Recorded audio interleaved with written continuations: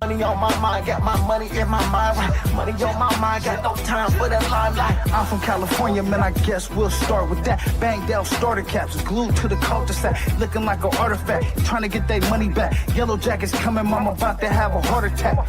Southeast San Diego, we was at the heart of that. You moved about the hood, my nigga, you ain't want no part of that.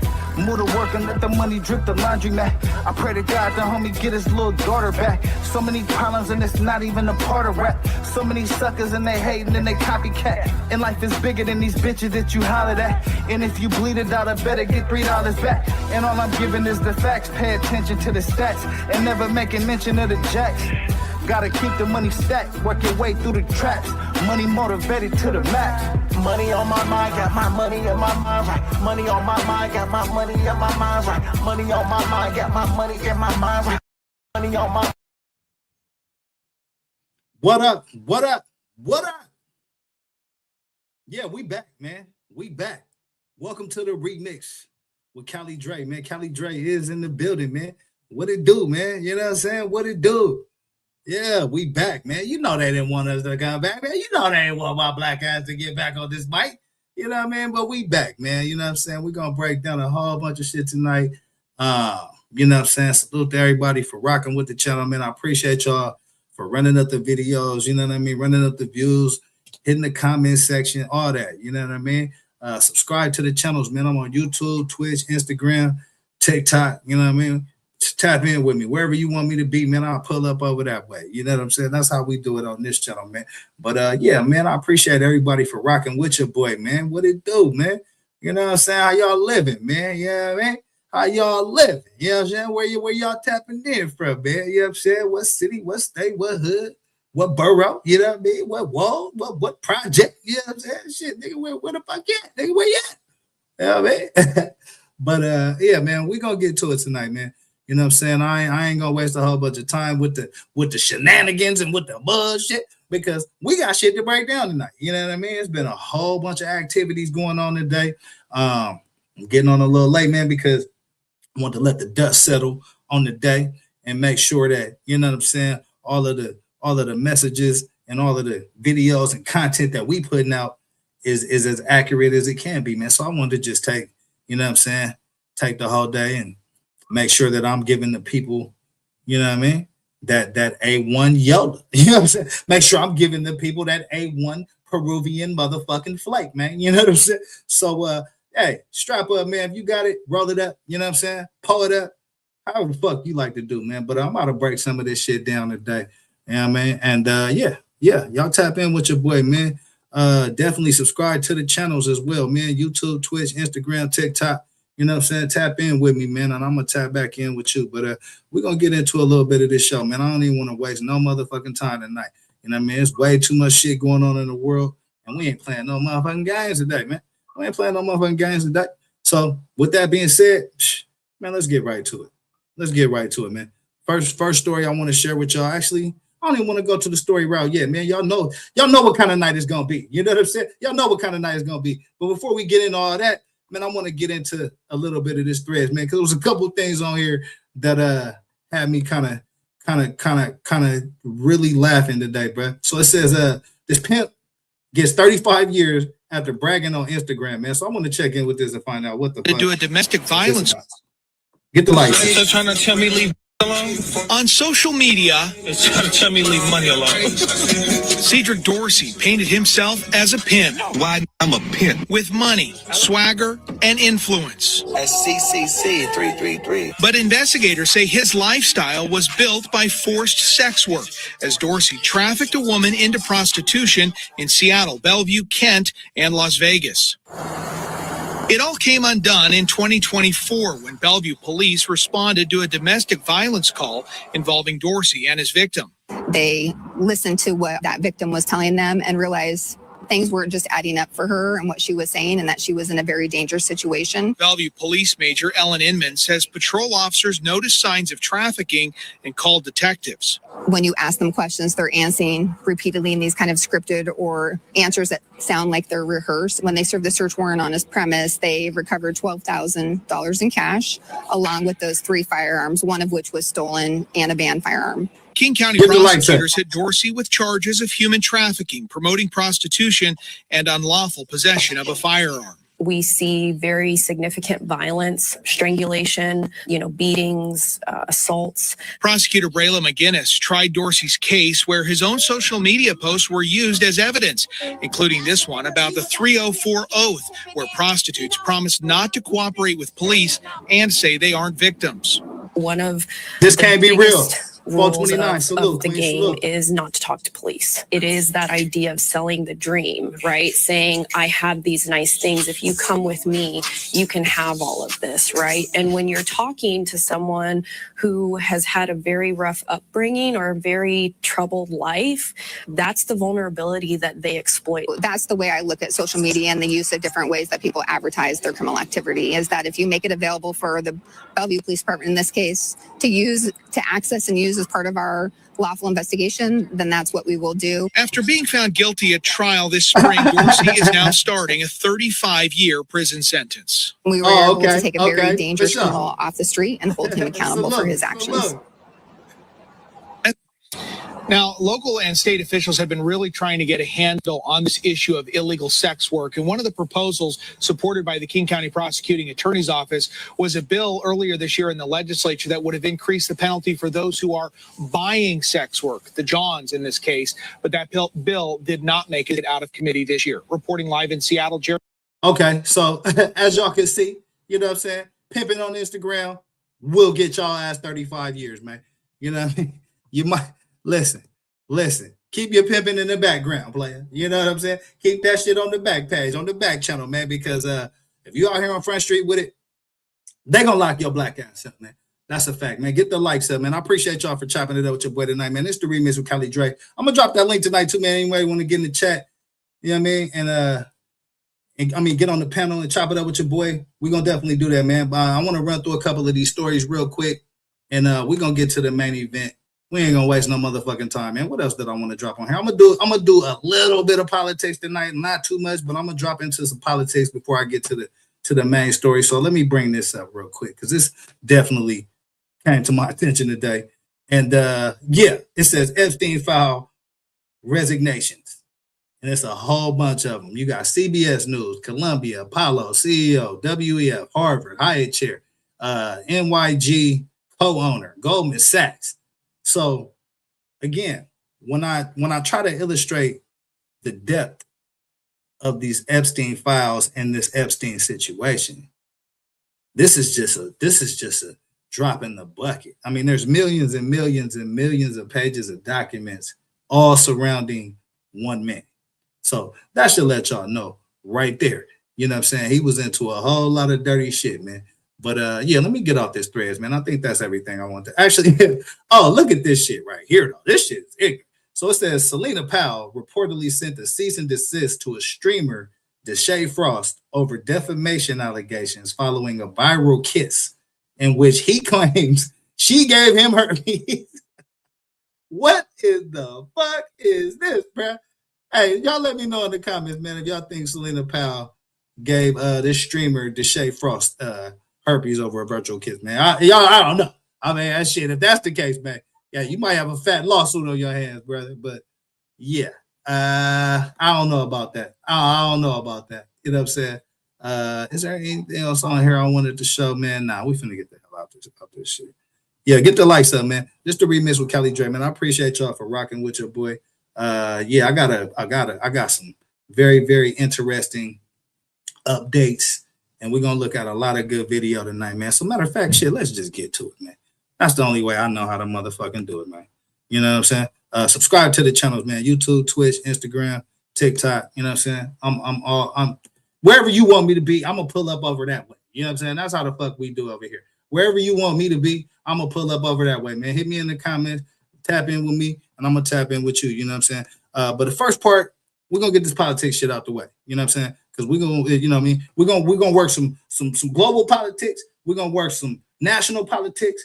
We're gonna work some hood politics, and we're gonna work some street politics tonight. You know what I'm saying? So we got a whole lot of politics going. If you into politics, tonight is your motherfucking night, man. You know what I'm saying? Tonight is your motherfucking night. But the first part of this politics we're gonna go to is what's going on around the globe in this U.S. Israel versus Iran war and how it is expanding. So I want to take a look at that real quick, man. Get the likes up, man. It's the remix with Cali Dre. And yeah, I appreciate y'all for rocking with your boy, man. So check this out. Now let me know what y'all think about this, man. Come on, man. Play the video. Oh, there we go. Oh, that's me. That's user error right there. Shit, I can't even blame nobody else. That's on me. You know what I'm saying? That's on me. Hold on. Let me spin it back because the sound ain't even on this shit. Hold on. Let me spin this back real quick. Damn, bro, what is going on here? This ain't it. This ain't it. Get this whole big ass screen out my way, bro. Let me turn this shit up, man. This is wrong with live TV, bro. Shit don't never work the way it's supposed to. New strikes across Tehran tonight as the U.S.-Israeli war on Iran is expanding, systematically destroying Iran's military, blowing up its missiles, and killing its leaders. President Trump saying it could last 4 to 5 weeks. We will. Mode action. Salute, Queen, salute. Already substantially ahead of our time projections, but whatever the time is, it's okay. The Pentagon today announcing it's sending more troops and fighter jets to join the operation, which President Trump launched at 3:38 p.m. on Friday. The president directed, and I quote, Operation Epic Fury is approved. No aborts. Good luck, close quote. But the war is also spreading to new countries with new risks. In Saudi Arabia, drones targeting the U.S. embassy in the capital, Riyadh, a fire breaking out there. A Saudi official telling NBC News there were no injuries. In Kuwait, 3 U.S. fighter jets were shot down and seen plummeting from the sky. The Pentagon said it was friendly fire, that the jets were hit by Kuwaiti missile defense systems. The crews all ejected and survived. In this video, you can see a parachute on the ground and what appears to be an American pilot in the back of an SUV, looking healthy but rattled. Yeah, so look, it's all kind of shit going on, right? We got a whole motherfucking war going on, and now these motherfuckers over here on some friendly fire shit. You know what I'm saying? That's the kind of shit you can't anticipate in war, man. You know what I mean? Everybody senses is up, everybody heightened, on alert. You know what I'm saying? They ready to go, and so you know that's the environment that this administration has basically put around the world, man. But yeah, we're gonna do a little bit of this politics shit tonight, man. I'm gonna get in and out, and we're gonna get to the main event, man. The Pentagon announced at least 6 American service members have been killed. The Pentagon saying it now has total air superiority over Iran, allowing the U.S. to hunt down the missile launchers Iran is using to carry out attacks, including against Israel, where an Iranian missile made it through air defenses this morning. Prime Minister Netanyahu touring a town where 9 Israelis were killed by another Iranian strike. Iran is not just hitting Israel, but multiple Arab countries. Iranian fighter jets attacked Qatar, but were shot down, according to the Qatari military. In Bahrain, Iranian drones hitting residential high-rise buildings. In Kuwait, the international airport damaged by an Iranian drone strike. And tonight, Iran targeting Saudi Arabia with damage seen in these oil fields. The Washington Post reporting. Yeah, so it's been a whole lot of damage in a whole bunch of different countries behind Donald Trump taking the action of, you know what I'm saying, bombing Iran, man. And so y'all let me know in the comments, man, if y'all think that was a good idea, man. Do y'all think it was a good idea for us to be bombing Iran, or you know what I'm saying, should we have sat this one out, man? Because yeah, it's a lot of chaos going on around the world, and you know, a lot of it can be attributed to the decisions made at 1600 Pennsylvania Avenue. You know what I'm saying? I think that's it. Is that the address, man? 1400 Pennsylvania Avenue. You know what I'm saying? The big ass White House sitting on Pennsylvania Avenue. All the shit they doing over there. I mean, that could be attributed to a lot of the shit that we seeing around the world. For the past month, Saudi Arabia's Crown Prince Mohammed bin Salman has urged President Trump to attack Iran, according to 4 people familiar with the matter. And we've learned the U.S. and Israeli strikes were launched on Saturday because intelligence showed Iran's supreme leader would be at a meeting of senior officials that morning, according to 2 sources briefed on the matter. In addition to Ayatollah Khamenei, the U.S. says 49 leaders from the Iranian regime have been killed. Iran has not confirmed all of the deaths. We also Okay. did 4 weeks to terminate the military leadership. And as you know, that was done in about an hour. So we're ahead of schedule there by a lot. While inside Iran, officials say a girls' school was hit this weekend with Yeah. dozens killed. The U.S. Nah, it was more than dozens. The number of the girls that were killed in this school was in the 80s.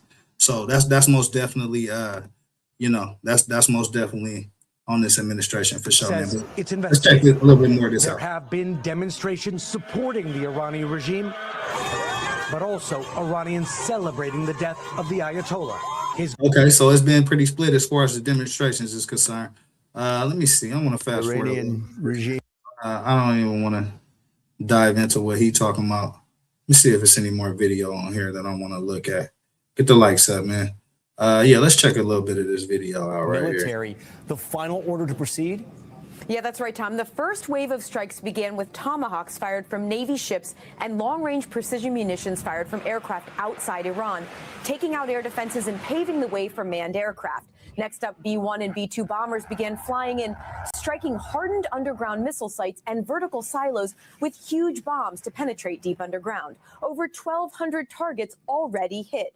President Trump saying a big wave is still to come, and while officials won't speculate, one possibility remains the nuclear program, which so far has not been struck. One U.S. official said the goal of the operation is to hit hard and overwhelm Iran as quickly as possible, ideally in weeks, not months. Tom? All right, Courtney, thank you. Now to the White House, where the Trump administration is defending its decision to attack Iran amid Democratic criticism. Gabe Gutierrez. Okay, yeah, enough of that, man. Is there any more video on here that I want to look at? Yeah, actually it is. Hold up. Let's check out a little bit more of this video real quick. And tensions are high once again across the Gulf tonight, with several countries targeted by Iranian attacks, including Dubai. Oh, most definitely. Flip mode action. Good look. I need that. Tonight's conflict is spiraling and spreading to Iraq, Lebanon, and as Gulf countries threaten to join this growing war. Iran targeting major cities in the Middle East with hundreds of missiles and drones, including this one in Bahrain. First the buzz, then the blast. Dubai's iconic hotels hit, many Iranian munitions still being shot down today. Here a burst of smoke beside the world's tallest building, and the moment of impact at another hotel. And I just heard this really loud bang. Alex Bouquet, who runs an American firm, fled to an Airbnb in the desert. We grabbed our passports as well, and we. Listen, shit is going down, man. He had to flee his whole hotel and hop in an Airbnb and take his ass to the motherfucking desert, man. Bombs is falling out the sky. Don't nobody know what the fuck going on. It's all kind of multiple countries, missiles is going into and shit. This shit chaotic as fuck, man. And you know, we're gonna ultimately find out if the juice was worth the squeeze. But in my opinion, well, y'all already know my opinion, man. This is the remix with Cali Dre. Y'all know what the fuck my opinion is on this shit. Get the lights up. Just started driving off.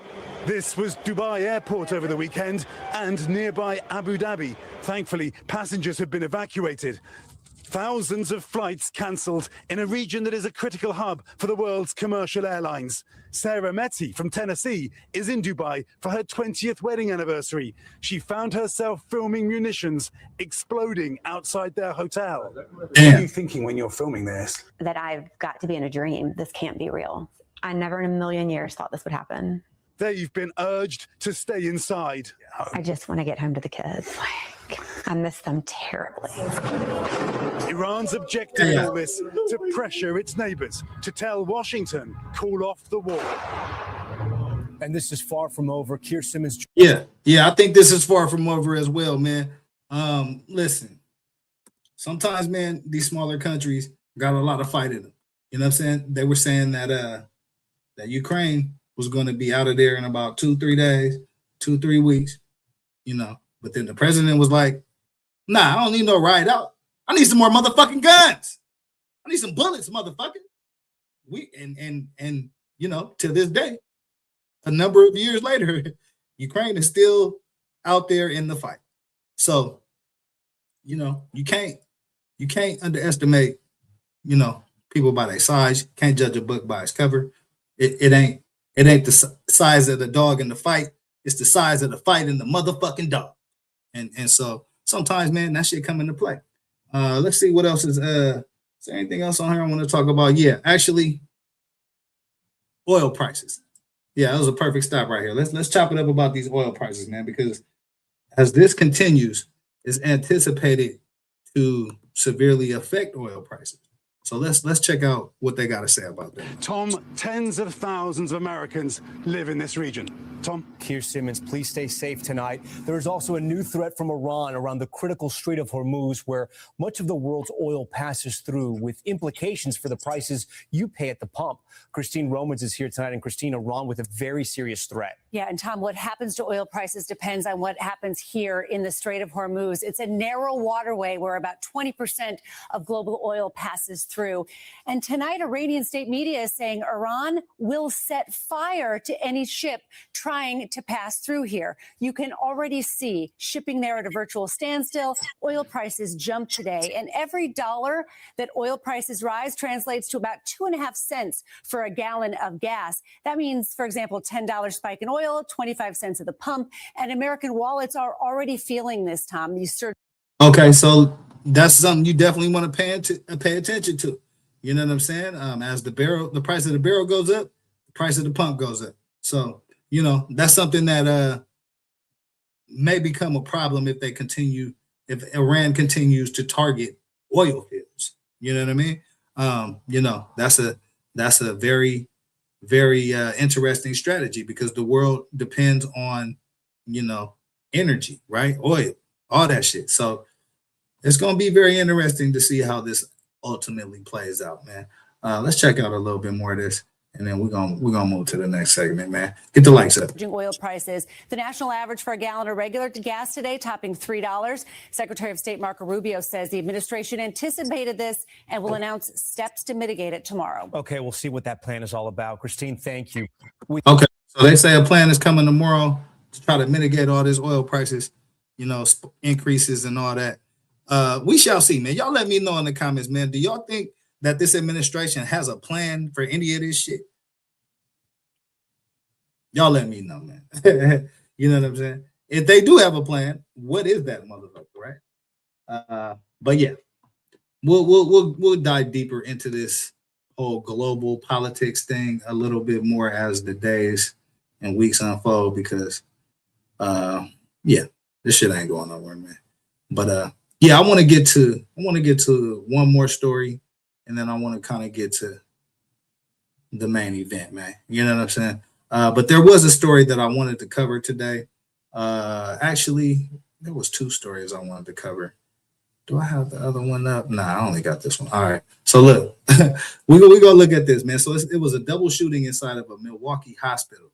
You know what I'm saying? I wanted to take a look at that, man, and find out if there's anything crazy that's going on with that, because again, there's a whole war going on. So now I'm kind of looking at all this shit as very suspicious, and I'm looking to see if there's any kind of terrorist ties to any of this shit, man. So I want to look at a little bit of this video. I want to look at a little bit of this video. Actually, before I do that, before we go to that story, let's take a look at this story, man, because there was a very well-known individual in Detroit today that got unalived, man. So I want to take a spin to Detroit real quick. Guy by the name of Sloppy Chops. The Sloppy Chops owner, Mike B, was killed in Detroit. And so I want to shed a little bit of light on this story real quick, man. Get the likes up, man. It's the remix with Cali Dre. Appreciate y'all for rocking with your boy. You know, I can tell you that I did speak with a few people, but there were messages upon messages online pouring out of love and memories and thank yous of Michael Brown, who owns Sloppy Chops behind me. They're getting the message of his death rocking the community all throughout Detroit. Let's take a good look at him, because he is beloved and missed by so many. This is Michael Brown, also known as Mike B. That's what many people. Okay, so this is Mike B right here, man. He was killed in a I think it was a multiple shooting incident that happened in Detroit. Very beloved owner, very stand-up individual in his community, man. So rest in peace to him, and prayers up to his family, man. Called him both in his restaurants and outside the restaurants. He was known for sloppy chops and sloppy crab. Those were his establishments, his places. And many say that the food was good, but it was his heart. That's what stood out the most. Detroit police say 3 people were shot at 4:30 in the morning on Saturday on Pilgrim Street and Schaefer Highway. Mike B, again, as many people called him, died of his injuries. Messages, as I said, have been pouring in since it all happened, saying he was a great father, great husband, and overall mountain of a man. Yeah, man, I think it's important to shed light on, you know what I'm saying, motherfuckers that's really out here helping their community, really out here frontlining, you know what I'm saying, in the right way, you know what I mean, not on no bullshit, but really standing up and standing tall for that community, man. So to see a brother like this lose his life, you know what I'm saying, I'm definitely gonna pay my respects to everything he had going on, and highlight his story, man, and make sure that you know, we elevate motherfuckers like this. You know what I'm saying? Very well loved, respected. He was an asset to our community. He fed us good. He even went past food to do community service and to help community organizations and people. No one could be hungry around him, could be in need around him. He stood up and supported the community, specifically around hunger.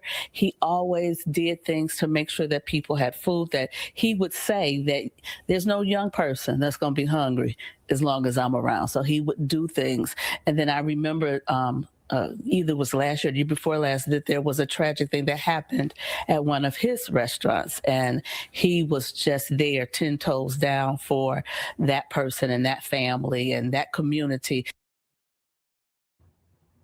Yeah, that's Mike B right there, man. He was tragically killed in a shooting in Detroit. So we definitely gonna tap back into that story, man. I think it's still unsolved. Actually, here, let's hear a little bit more of this, so I can see if they give us any more details. Sharing memories just like you heard there. Now, police tell us that they are looking for the suspects, and they're asking anyone with tips and information to please reach out to them as soon as possible. Call 1-800. Yeah. It is. Yeah. We already know. Okay, so basically the assailants haven't been captured yet. Look like they're still on the loose, man. So definitely prayers out to his family, man, and yeah, man. I mean, RIP to the sloppy chops owner, Mike B. You know what I'm saying? We're gonna move along, man. So what time? Fuck it. Let's get to it, man.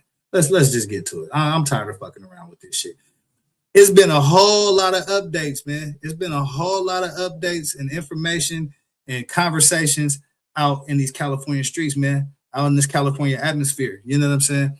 About not only the situation that took place yesterday with, you know, surrounding the grand opening of the Marathon Burger in Long Beach, but also, you know, some things that went on with Nipsey Hussle, some things that here, I'll get this shit off my screen, man.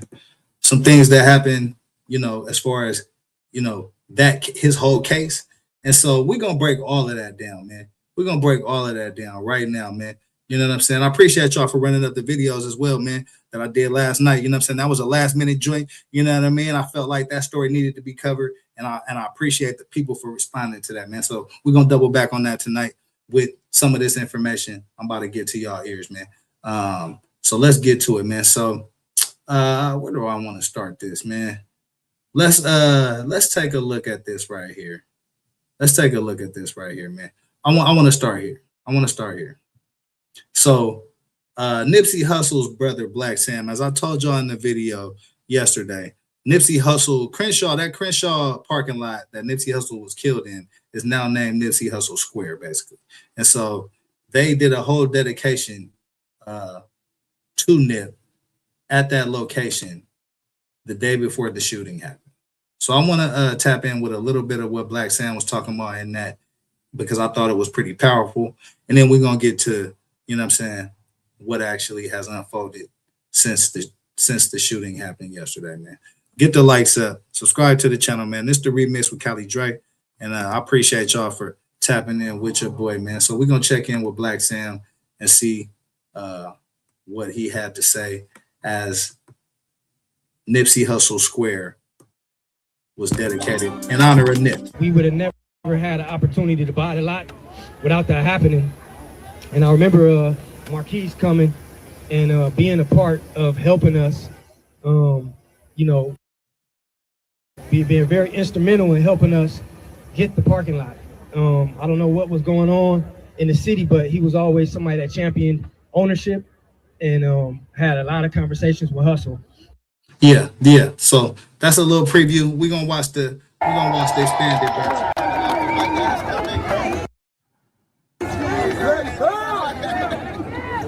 Get the lights up. Man, I just want to say appreciate the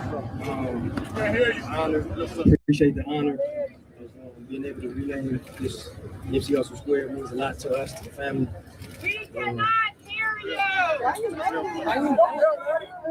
Yeah, sorry about that.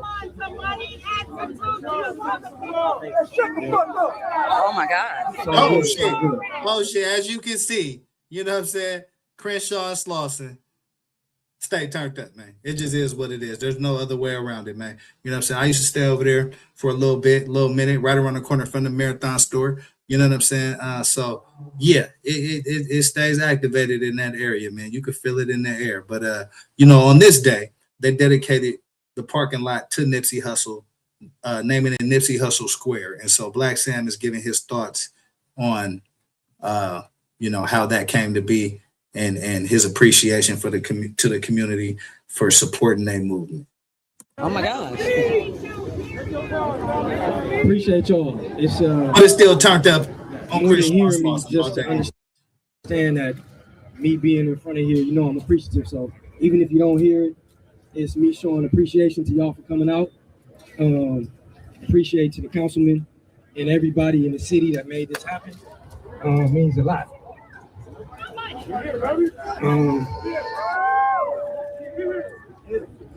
Sorry, Sam. Love y'all.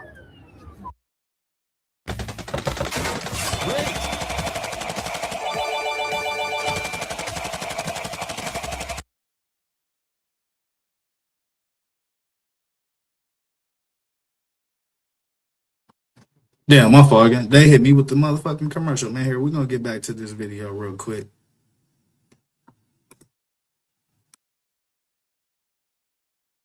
Or shit, maybe we not. Who knows? You know what I'm saying? Who the fuck knows, man? Get the likes up in the meantime. Subscribe to the channels. YouTube, Twitch, TikTok, Instagram, all that. We all over the place with this shit. What is going on here, man? Here, you know what? Let me pull this up in a different window. Already with the goofy activities, man. This is why I don't believe in AI right here, man. Like, these motherfuckers can't even get my internet to work right, and they want to sell me on some AI shit. Here, now I got to remove this whole shit. Get the likes up, man. Give me 1 second, man, while I, reposition this whole thing, man. Subscribe to the channels, YouTube, Twitch, Instagram, TikTok, Facebook, wherever the fuck you at, man. I'm going to pull up over there. We're going to chop it up and we're going to parlay. You know what I'm saying? The G-Way. Here we go. We back. We back.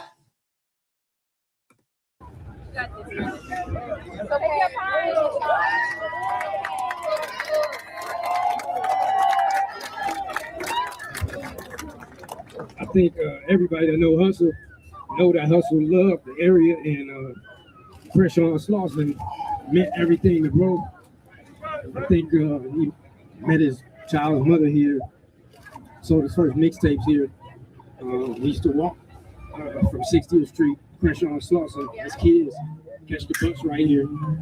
I think this shell used to be owned by a black man, and I think the first time we realized that, we were excited when we was little kids. We used to buy 25-cent hot Cheetos, and he used to laugh at us. We didn't have no books in the backpacks. Me and my brother, we used to clear the whole shelf off, spend like $20, $40 on chips.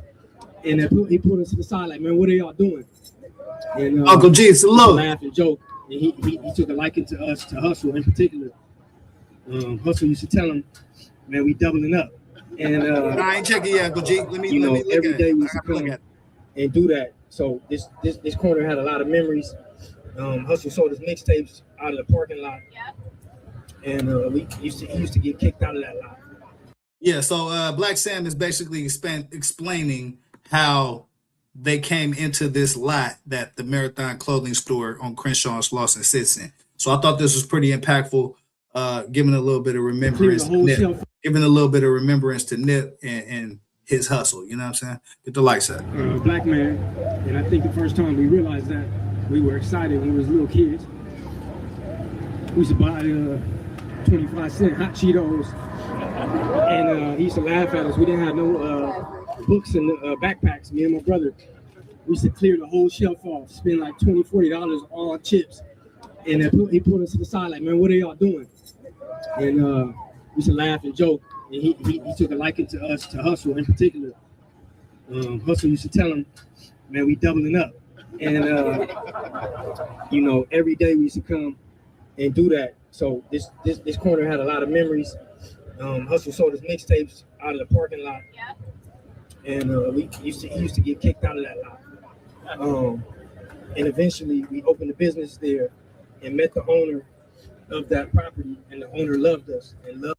So this is Black Sam, man. This is Nipsey Hussle's brother. For those that don't know, this is Nipsey Hussle's brother, Black Sam.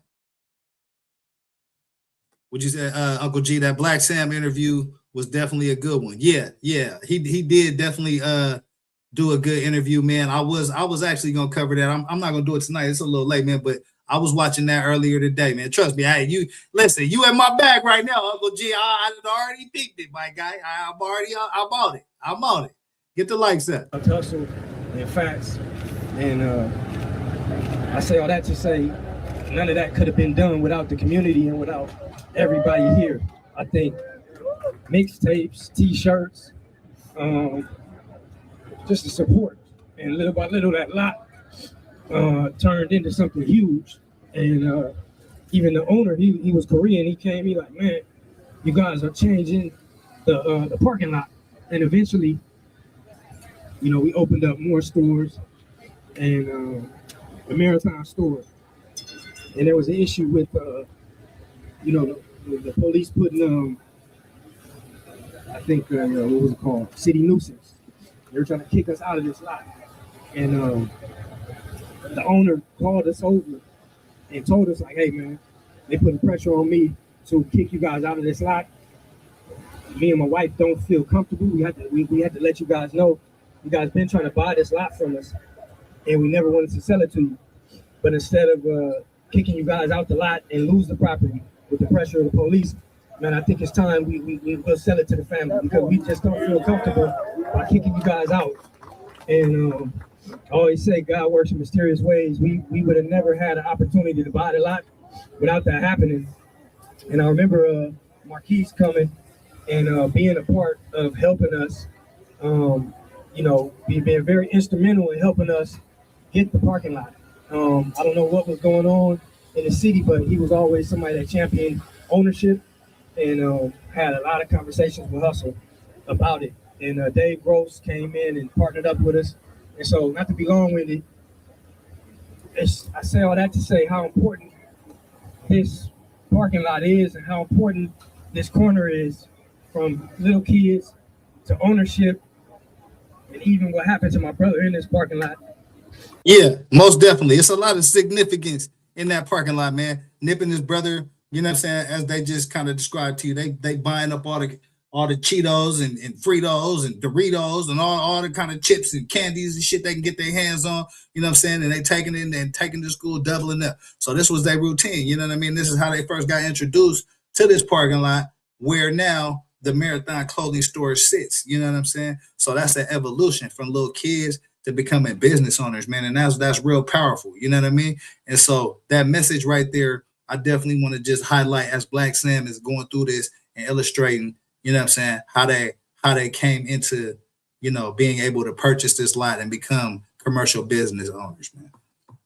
I think that the spirit and the soul is here in this section. Yeah. And I remember doing the procession. We wanted to pull over and stop. And it was a long procession. The whole city came out and we went everywhere, but we made sure that we stopped here. And the sun had already come down, and it was dark. We stopped here and we came out because we wanted to, pay homage to bro here at this location because it meant so much to us and to him. And as we were there, I think, Nation of Islam was there with us, helping us. Yeah. And shout out to them. Appreciate them so much. And everybody, the whole city came out. Yeah. I remember. Yeah, I was out being there. That's outside, okay. and I felt the beam like I thought it was a light on the roof just shining on my back. It was so hot and so strong. Yeah. And I know we had drove by and it was dark. So I looked up. I thought somebody put a spotlight on. And the sun had came back out and was shining so strong on us. Yeah. I just honestly couldn't explain it. I felt like that was bro, happy that we had stopped there and came out and the sun was beaming. Yeah, and I think everybody, I thought I was tripping. Everybody said it. I didn't say anything. Everybody was like, man, what the hell is going on? The sun just come back out. So I say that. Yeah. Hey, listen. I'm going to pause the video right there, right? Because I was out there on that day that he's talking about. You know what I'm saying? The day that the procession came, and I actually got the video, man. I may run that video. Got a gang of video being out there after Nip passed. Huge procession on Crenshaw and Slauson for multiple weeks, months. You know what I'm saying? Candlelights, all this shit. People playing music, festive, bus loads of kids, pee-wee age kids getting off in bus loads, coming to pay their respects to Nip, bro. It was the most beautifulest shit I've seen in the hood probably ever, like on some real shit. And on this particular day that he's talking about, it was a very overcast day. It was a very overcast day, the day of the funeral procession, for the most of the morning, most of the day. But no bullshit. As he's telling this story, this is no bullshit. The procession's coming down Slauson, right? And so it's like a hill. Picture like a hilly area, with it was just like a long ass street. That's a hill. It's slope. It's going down and up. You know what I mean? They coming over the hill at the top of the hill, and I'm watching this whole shit, filming it, and it's hella overcast, hella cloudy. And as they get down to the bottom of the hill, as they stop in front of the Marathon store, no bullshit, the sun just started beaming, homie, like beaming through the cloud, it's like the clouds that moved aside, and the sun it was just beaming, homie. And they sat there for a good few minutes, 5-10 minutes. People around there paying respects to the building. People that were close to the procession was able to shake hands and pay respects and all that. But what he that story he just told was most definitely all factual, man. And I was thinking the same shit. It's funny that he mentioned that, because at the time when I was there, I was thinking the same shit. Like, wow, it's been overcast, it's been cloudy all motherfucking day. But as soon as Nip pull up in front of the Marathon store, the sun started beaming. Powerful shit, bro. Powerful shit. Get the likes up. To say, if you're building a company, you need to be using Ramp. No one wants to be wasting time manually logging receipts, chasing approvals. Yeah, man, it was some powerful shit. Man, I know they're not gonna hit me with this bullshit, man. Get the likes up. Subscribe to the channel, man. See, listen. It's that bullshit I be talking about, bro. But yeah, that story that he telling was all the way a real story, bro. And it was very powerful how the sun just was beaming bright right when Nip showed up to in front of the Marathon store, man. The clouds had parted and the sun was beaming, and it's just funny that he brings that up. And as he's telling the story, he'll say other people brought it up. He didn't say nothing. I'm sure a bunch of people felt that way and didn't say nothing. But it's just it's a funny, eerie type of thing, man. You know what I'm saying? It's an honor for the city and the people to rename this location Nipsey Hussle Square. It means a lot to us. I know it means a lot to bro. And the last thing I'm gonna say, man, bro wanted to inspire people. Many a times we had conversations about what was going on.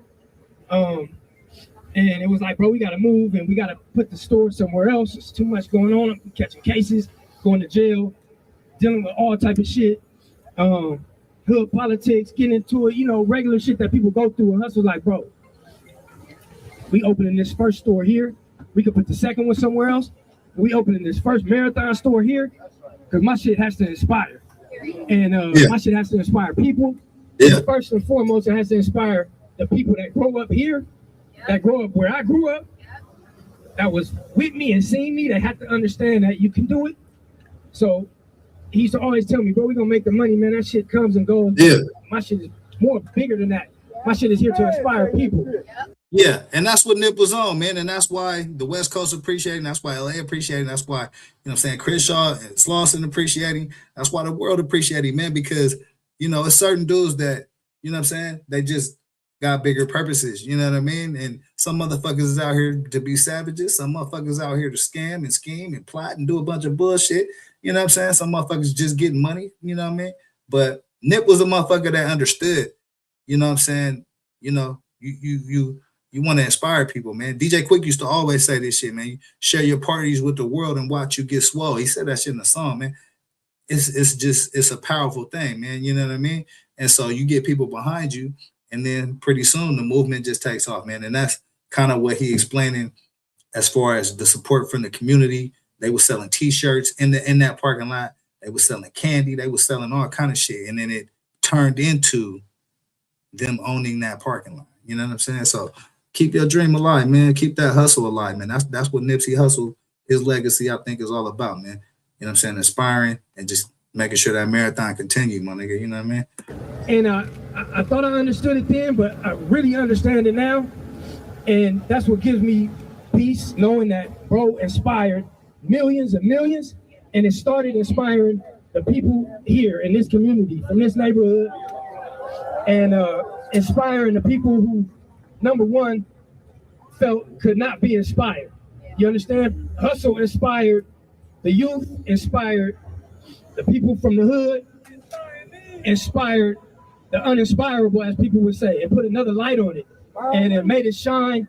And I hope everybody takes pride in that and understands that this corner now, as Marquise Dawson said and everybody said, is the Nipsey Hussle Square, and hopefully until the end of time will inspire people. Sorry for being long with it. Yeah, that's dope. That's dope. I just wanted to take a look at that, man. I think it's important again to always get the full picture, man. And in light of everything that happened yesterday and all the details of what happened that came out, Black Sam and the Marathon Burger establishment, did everything they could to prevent, things from escalating, man. It's unfortunate that this event is attached to their event, you know what I'm saying? The shooting and all that. But, at the end of the day, I think, for the most part, they've been trying to make the right moves. I mean, there's still a lot of things that I think can be managed better. You know what I mean? I think they need to look at that death row model. You know what I mean? There, let me put myself back on the motherfucking big screen real quick so I can preach and teach out this bitch, man.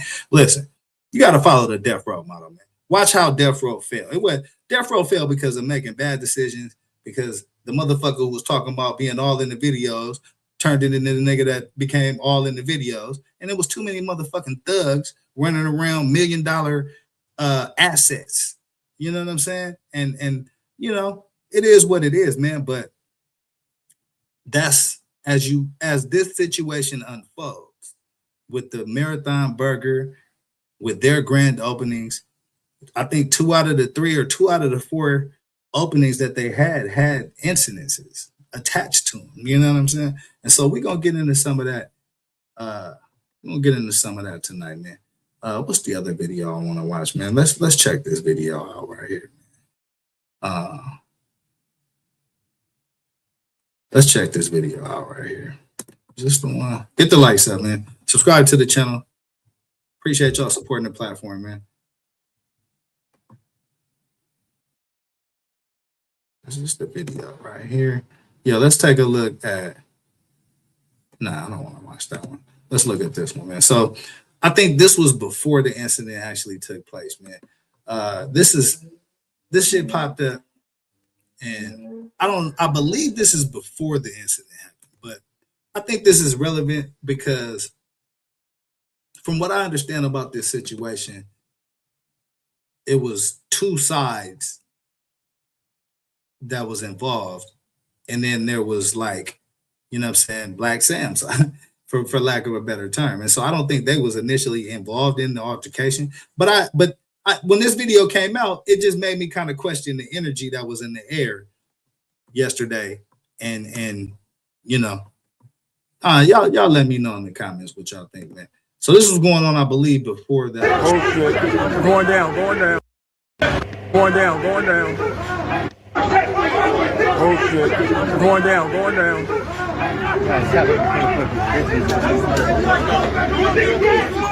Come on, man. Come on, cuz.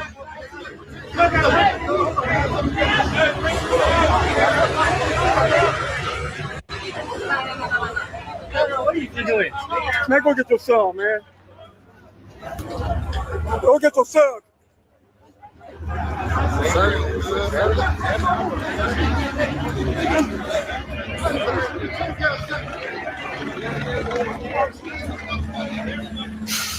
Close the gate.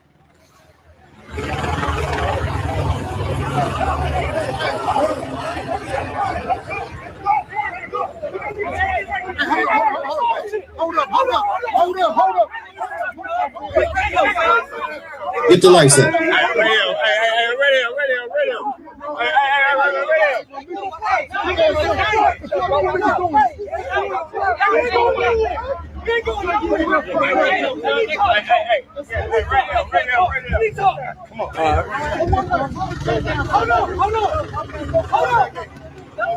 This is Black Sam in the middle of a bunch of motherfuckers. Closing the gate. We're gonna do a thing right here. Hold on. Let me test y'all street credibility in this motherfucker, man. Do you know when a bunch of street niggas get together and they just happen to so close the gate? Oh yeah, watch out for that shit. Yeah, it's something about to go down when a bunch of hood niggas go in a designated area and then just casually close the motherfucking gate, man. But yeah, that's just my hood sense of this whole shit. Get the lights up. Hey, get him head up. Give it a head up, hey. Okay, niggas already talking about head up, hey. You hear the energy that's in the air the same day as the event. You know what I'm saying?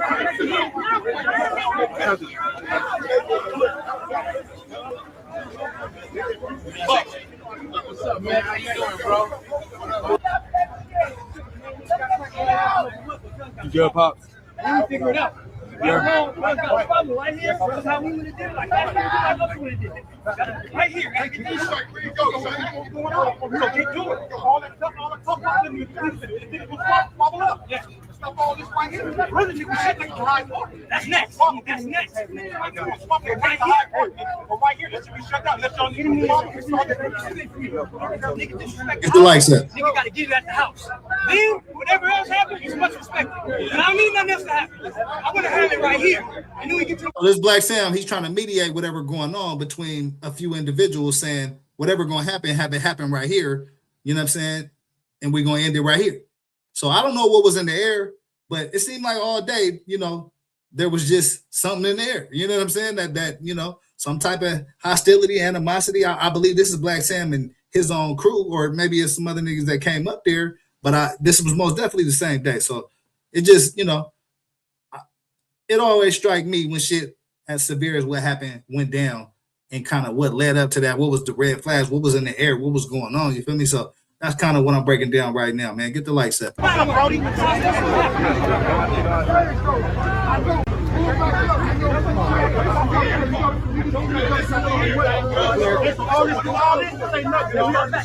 some other shit. This is what we here for. Exactly. This is what we here for, bro. Right. Black Sam. What Black Sam, man? This is what we here for, cuz. We here for this. We're not here for none of that other bullshit. If niggas got bullshit they want to take, niggas know how to deal with it. That's what we here for. That's what we here holding the picture of Nipsey Hussle. Quick. Nigga, this is next time. Nigga, my homeboy, nigga. Neighborhood Nip Hussle, nigga. We're not here for no bullshit. This is what we here for, bro. Nigga, we here for this right here, nigga. That's what they want. They want to touch shit. That's what they want. Pop, and we know what's happening. Pop, go back inside. Next time, tell us back inside. That's Pops right there. Pops outside trying to out how to really. That's shit so good. Yeah. Okay. So as my man said, that's they hood politics business. You know what I'm saying? So it seems like, again, even though at the main altercation, I don't believe it involved Black Sam's, you know what I'm saying, his crew and their politics, but it just you know what I'm saying, seems like it was a lot of animosity in the air on the day that was supposed to be the grand opening of the Marathon Burger in Long Beach, man. Get the lights up. Behind the fence. What? You the same nigga that's getting cracked? Hey, come on. What's going on, man? Get it up. Close that gate. They ain't no homie. They just close that gate. Close that motherfucking gate. Yeah, he's talking about close the gate. You already know what time it is. Time to line it up. Yeah, so I want to drop that on y'all, man. Let me know in the comments if y'all got any updated information on that situation, because again, to me, it just seemed like, you know, it was a bunch of hostility in the air, man, on everybody's side, from the niggas that got into the altercation to you know what I'm saying, even the motherfuckers that was putting on the event, man. So yeah, that was. Let me know in the comments if y'all know anything about that situation. But yeah, we're gonna get to the next video, man, that I want to show y'all, because yeah, it was some news. Actually, do I want to show that right now? Here, let's look at this video real quick. Let's check this video out, because it was definitely a lot of news that broke today. I think it was some unanswered questions that was answered today too, man. So I'm gonna bounce around to some of these videos, because I'm kind of irie, man. I'm kind of high, and I don't remember which one was the one that had the shit that I was just about to talk about. So we're just gonna watch these motherfuckers and then, you know what I'm saying, commentate on them as they go. You know what I mean? That's how the fuck we doing it tonight, man. Get the likes up, subscribe to the channel, man. It's the remix with Cali Dre. Appreciate y'all for rocking with your boy. Let's get to this content real quick, man.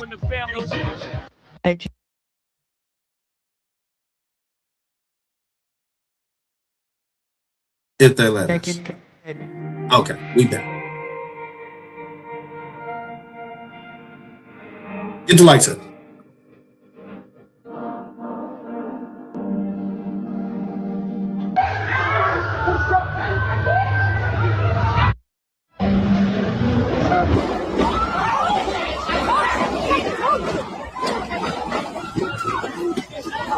Shots are being fired right now. Shots are being fired. I'm gonna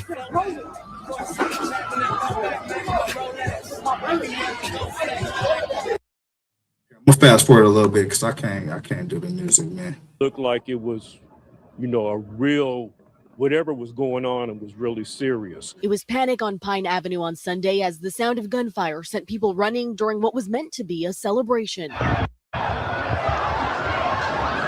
Oh, it's shooting, no?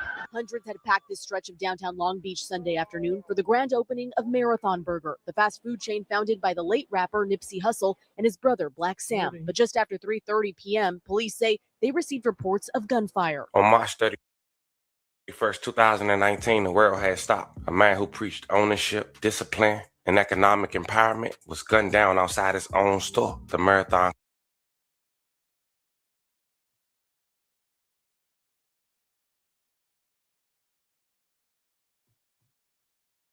Yeah, man, come on with this nonsense here. You know what? I gotta put this shit in the window, man. I don't know what the fuck going on here. Give me 1 second.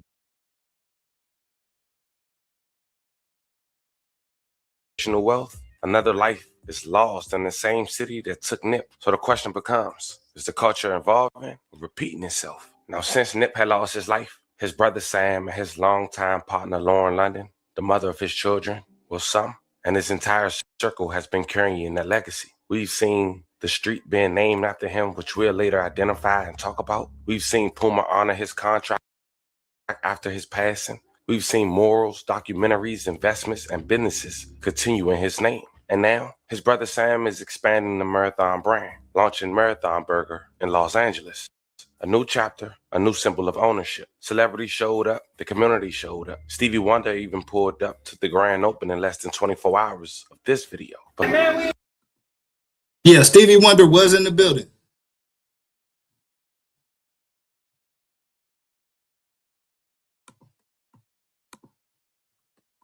Stevie Wonder was most definitely in the building, man.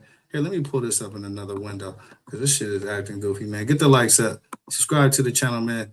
Let me get this shit right. Get this shit off my screen, man. Hold up.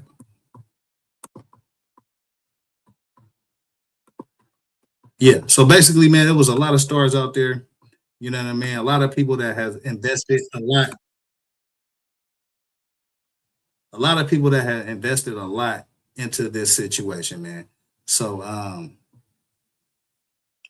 for things to play out the way that they played out, man, it you know, the funny thing is listen, there's got to be a whole PR campaign with Marathon, because every video that I ran into today, there was a concerted effort to let people know that this didn't happen at the Marathon Burger. It happened off the premises. It happened, you know what I'm saying, at a different location. And, you know, that is for the most part true, but I believe that the whole incident started inside as somebody came in, you know what I'm saying, on a disrespectful type of path, man. So yeah, let's check in with this and see if we can get some more information, man. Get the likes up. Continue in his name. And now, his brother Sam is expanding the Marathon brand, launching Marathon Burger in Los Angeles. A new chapter, a new symbol of ownership. Celebrities showed up, the community showed up. Stevie Wonder even pulled up to the grand opening in less than 24 hours of this video. Man, we in here cooking. We in here cooking fries, burgers. I'm in right here with my nigga Scroogey. Come on, man. Get out of here, man. Come on, man. We in here, man. Hold on, we fully loaded.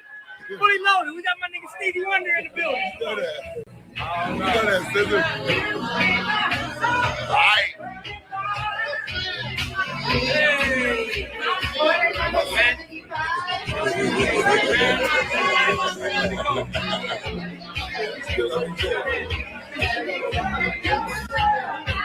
Stevie Wonder in the building, man. Marathon Burger. It's easy hit.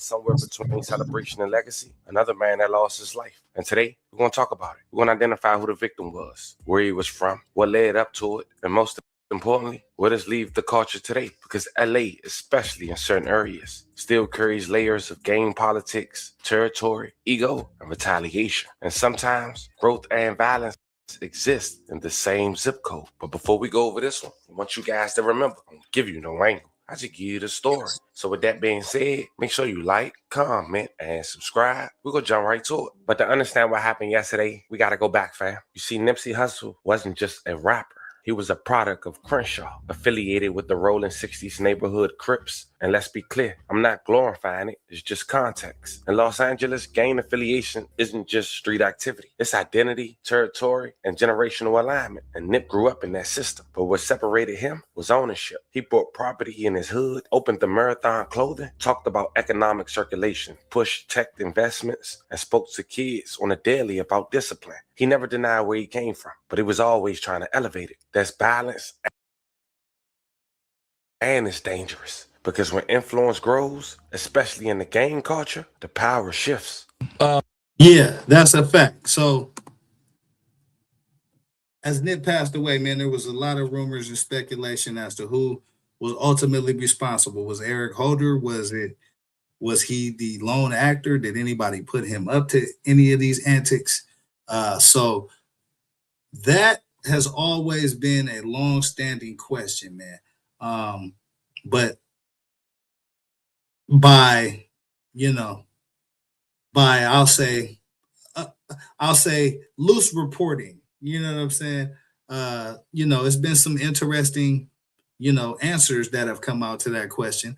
I don't know if they 100% facts, but if you line it up, it's very interesting. So we're gonna break some of that down as well, man. Let's check in with a little bit more of this video. I bought the whole corner, right? The whole entire complex where you got the Marathon store, man. How long ago was that, solidified? We closed on that building probably like a month ago. Was that? I mean, obviously that's a big deal to own a corner in your hood, man. Yeah. And then you got the Fat Burger right there too, right? We are partners with the Fat Burger. We don't own it outright, but we in on it. Was that a hard process to get that done? Because I know obviously that's a whole nother level. RIP to Nip, man. It wasn't a hard process once we got the offer. I mean, once the offer got accepted, it's getting to the point where the previous owners accepted the offer was a process. It took a long time.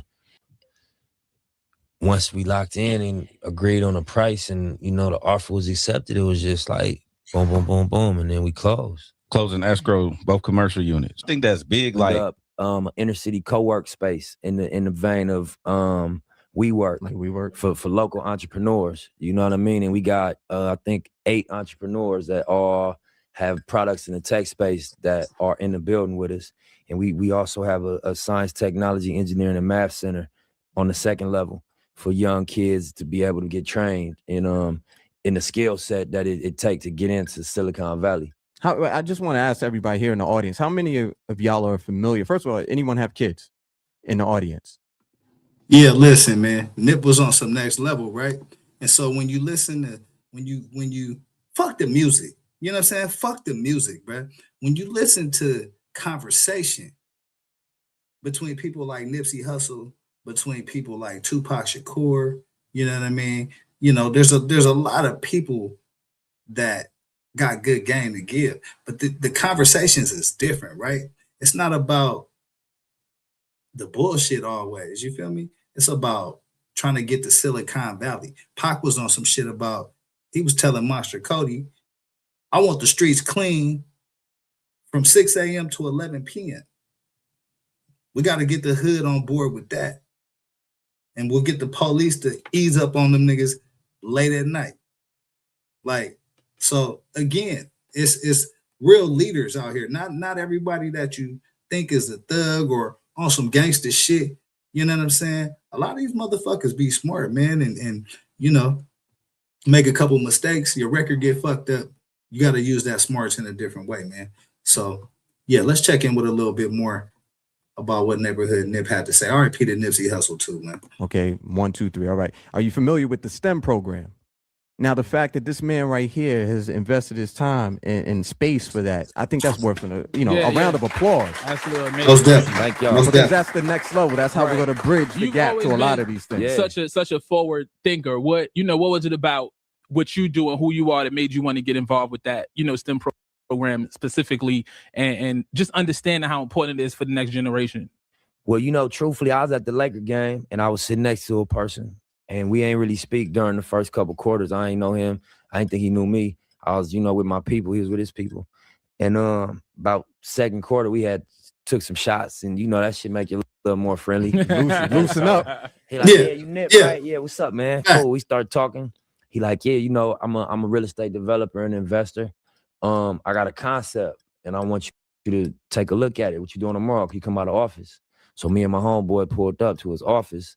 And he had the blueprint for what became Vector 90 and Too Big to Fail, which is what I just described to y'all. His name Dave Gross. Mm-hmm. And, dude come from the inner city of LA. His brother was, murdered recently, on gang shit. His other brother doing time.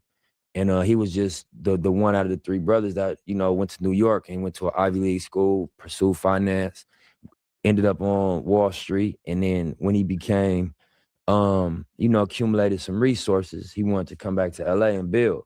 So that was the vision he had. And, I partnered up with him. And, we opened the doors the day before the album dropped. So the album dropped February 16th, which was this past Friday, a couple days ago. We opened the Vector 92 Big to Fail Crenshaw District compound on February 15th. So it came to fruition the day before the album came out.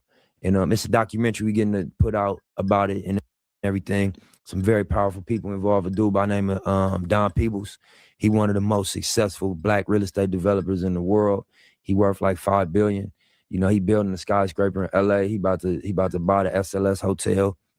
Excuse me, not the SLS. They building the SLS, the Viceroy. Thank you, Brittany. You know what I'm saying? Because we all looking for some room. That's a strong team. See, Yeah. your team right there. Yeah, strong team. You know what I'm saying? So look, you would think like Nip got all the bread. He balling, he out of control with it, right? But even for him to get to the next level of what he was trying to do, which is purchase the Marathon store, that whole building, the whole lot, he had to get a team. He had to partner up with another billionaire motherfucker. You know what I'm saying? Actually, this is for the school program, I think. But either way, like whatever his ventures was, he's still having to build a team. So that's why I push networking, man. That's why I push teamwork, man. You don't become powerful by yourself. No, don't nobody get to the top by themselves, man. You know what I'm saying? Everybody need a little help along the motherfucking way, man. And so, we gotta figure out how to utilize our resources better, man. And I think Nip was way ahead of the game on shit like that. The Vector 90 school that he's building is basically giving kids from the inner city an opportunity to get to Silicon Valley. You know what I mean? Where they killing the game, where they becoming billionaires, man. So this is powerful shit, man. I think, you know what I mean? People are quick to categorize, people that would consider gang members or thugs as, all bad people. But, again, living out here in California, you run into a lot of motherfuckers that's like Nip, that's like, I ain't gonna say like them, but just have that same type of mentality where they about the community and where they about, business and they about, the right shit. I mean, and so, yeah, I think this is just powerful shit, man. Spinning back on the life of Nipsey Hussle before we dive into, some of the updates that happened with the situation yesterday, man. Get the lights up. Yeah, you know what I mean? Right there with you. Yeah. Now, when it comes to Nipsey Hussle, his name seems to always be attached one way or another with another well-known Rolling Crip, Big U, connected to the Rolling 60 circles, respected, feared by some, and connected to artists, athletes, and business ventures. Over time, there was public reports and interviews suggesting tension between camps. Not confirmed beef, not confirmed conflict, but conversations. Power dynamics in LA are layered. When money enters the picture, loyalty and leadership can be complicated. But it's crazy how the cards turn. Because on March 27, 2025, a federal grand jury returned a 43-count indictment against Eugene Henley Jr., also known as Big U. Federal prosecutors described him as a longtime leader connected to the Rolling 60s neighborhood Crips and the alleged head of what they call the Big U enterprise. Now, again, these are allegations. These are all allegations, but unfortunately, I got to add another allegation. You know what I'm saying? Because I just covered on one of my previous shows, there was a superseding indictment that came down on Big U. And one of the descriptions in this indictment is he threatened to kill Nipsey Hussle. And so keep that in your mind for right now, because that's going to become more relevant as this show progresses, man. Get the likes up. He is presumed innocent unless proven guilty in the court of law. But the charges, they are heavy. According to the U.S. Attorney's Office for the Central District of California, Henley faces charges including, which we already covered in the video, I'll leave the link in the bio, RICO conspiracy, Hobbs Act robbery and extortion, wire fraud, bank fraud, embezzlement of public funds, tax evasion, human trafficking allegations, and murder connected to an aspiring rapper identified as R, who was also a football player that was really close to his son, even once lived with Big U, allegedly. Now let that sink in, because prosecutors allege that from 2010 to March of 2025, the so-called Big U enterprise operated as what they describe as a mafia-like criminal organization. They claim to use fear, intimidation, and influence tied to gang structure to extort individuals. including professional athletes and musicians, through what were described as check-ins. Court documents allege that the celebrities entered Los Angeles for business were required to seek approval or protection. And if they didn't, prosecutors claimed retaliation was possible. Again, yeah, so everybody know about the check-in system. You know what I'm saying? We're gonna skip a little forward, man, and get to some of the topics that's more relevant to what's going on. But keep that in your mind, man, because again, you know what I'm saying, when you're talking Marathon Burger, when you're talking about the marathon continuing, that's Nipsey Hussle legacy. And you have to, you know what I'm saying, also still speak on what happened to Nipsey Hussle, because there's still a lot of unanswered questions behind that situation, man. So as he just alluded to, Big U's name attached to Nipsey Hussle, you know what I'm saying, that's what you're going to hear a lot because there's a lot of unanswered questions about that shit. But yeah, we're going to try to answer some of them shits tonight. Maybe, allegedly. Who the fuck knows? Get the lights up. Surrounding the killing. The case now sits inside a larger racketeering conspiracy. Of course, we went over that video. If you guys want to check it out, go ahead and click the link in the bio. After this video, we went in full detail about who this guy was and what happened. But here's why people assume that this indictment was possibly justice for Nipsey Hussle. You see, in 2019, Nipsey Hussle's last song and music video was a track titled Higher with DJ Khaled featuring John Legend. Yeah, hold on. I can't play that music here. We're going to fast forward a little bit. Let him get past that. I can't play that music. But so Nipsey Hussle's last track was this track right here. And yeah, let's get and watch another clip from that music video and see if it hit different. Emptied out the clip, it was broad. Yeah, so it's some relevant shit in there, but I can't play it. Y'all gotta go listen to that shit, y'all. Hussle lost his life, broad daylight, to the hands of a knucklehead called Eric Holder, affiliated with the Rolling 60s. And at that moment, people thought he was sent. And his brother, Black Sam, he even spoke on it. He didn't say who, but he felt like Eric was sent. Whatever, and he was nervous. He was supposed to hit that alley with that red shirt immediately, but he didn't do that. He came in, he wanted to check the scene. Was it as random as what the public thought it was? From my understanding, old boy walked up with no shirt. As you can see, things got strange. And things got even more tense when Big U had went live. I was seen joking when someone was saying, justice and rest in peace for Nip. Justice for Nip.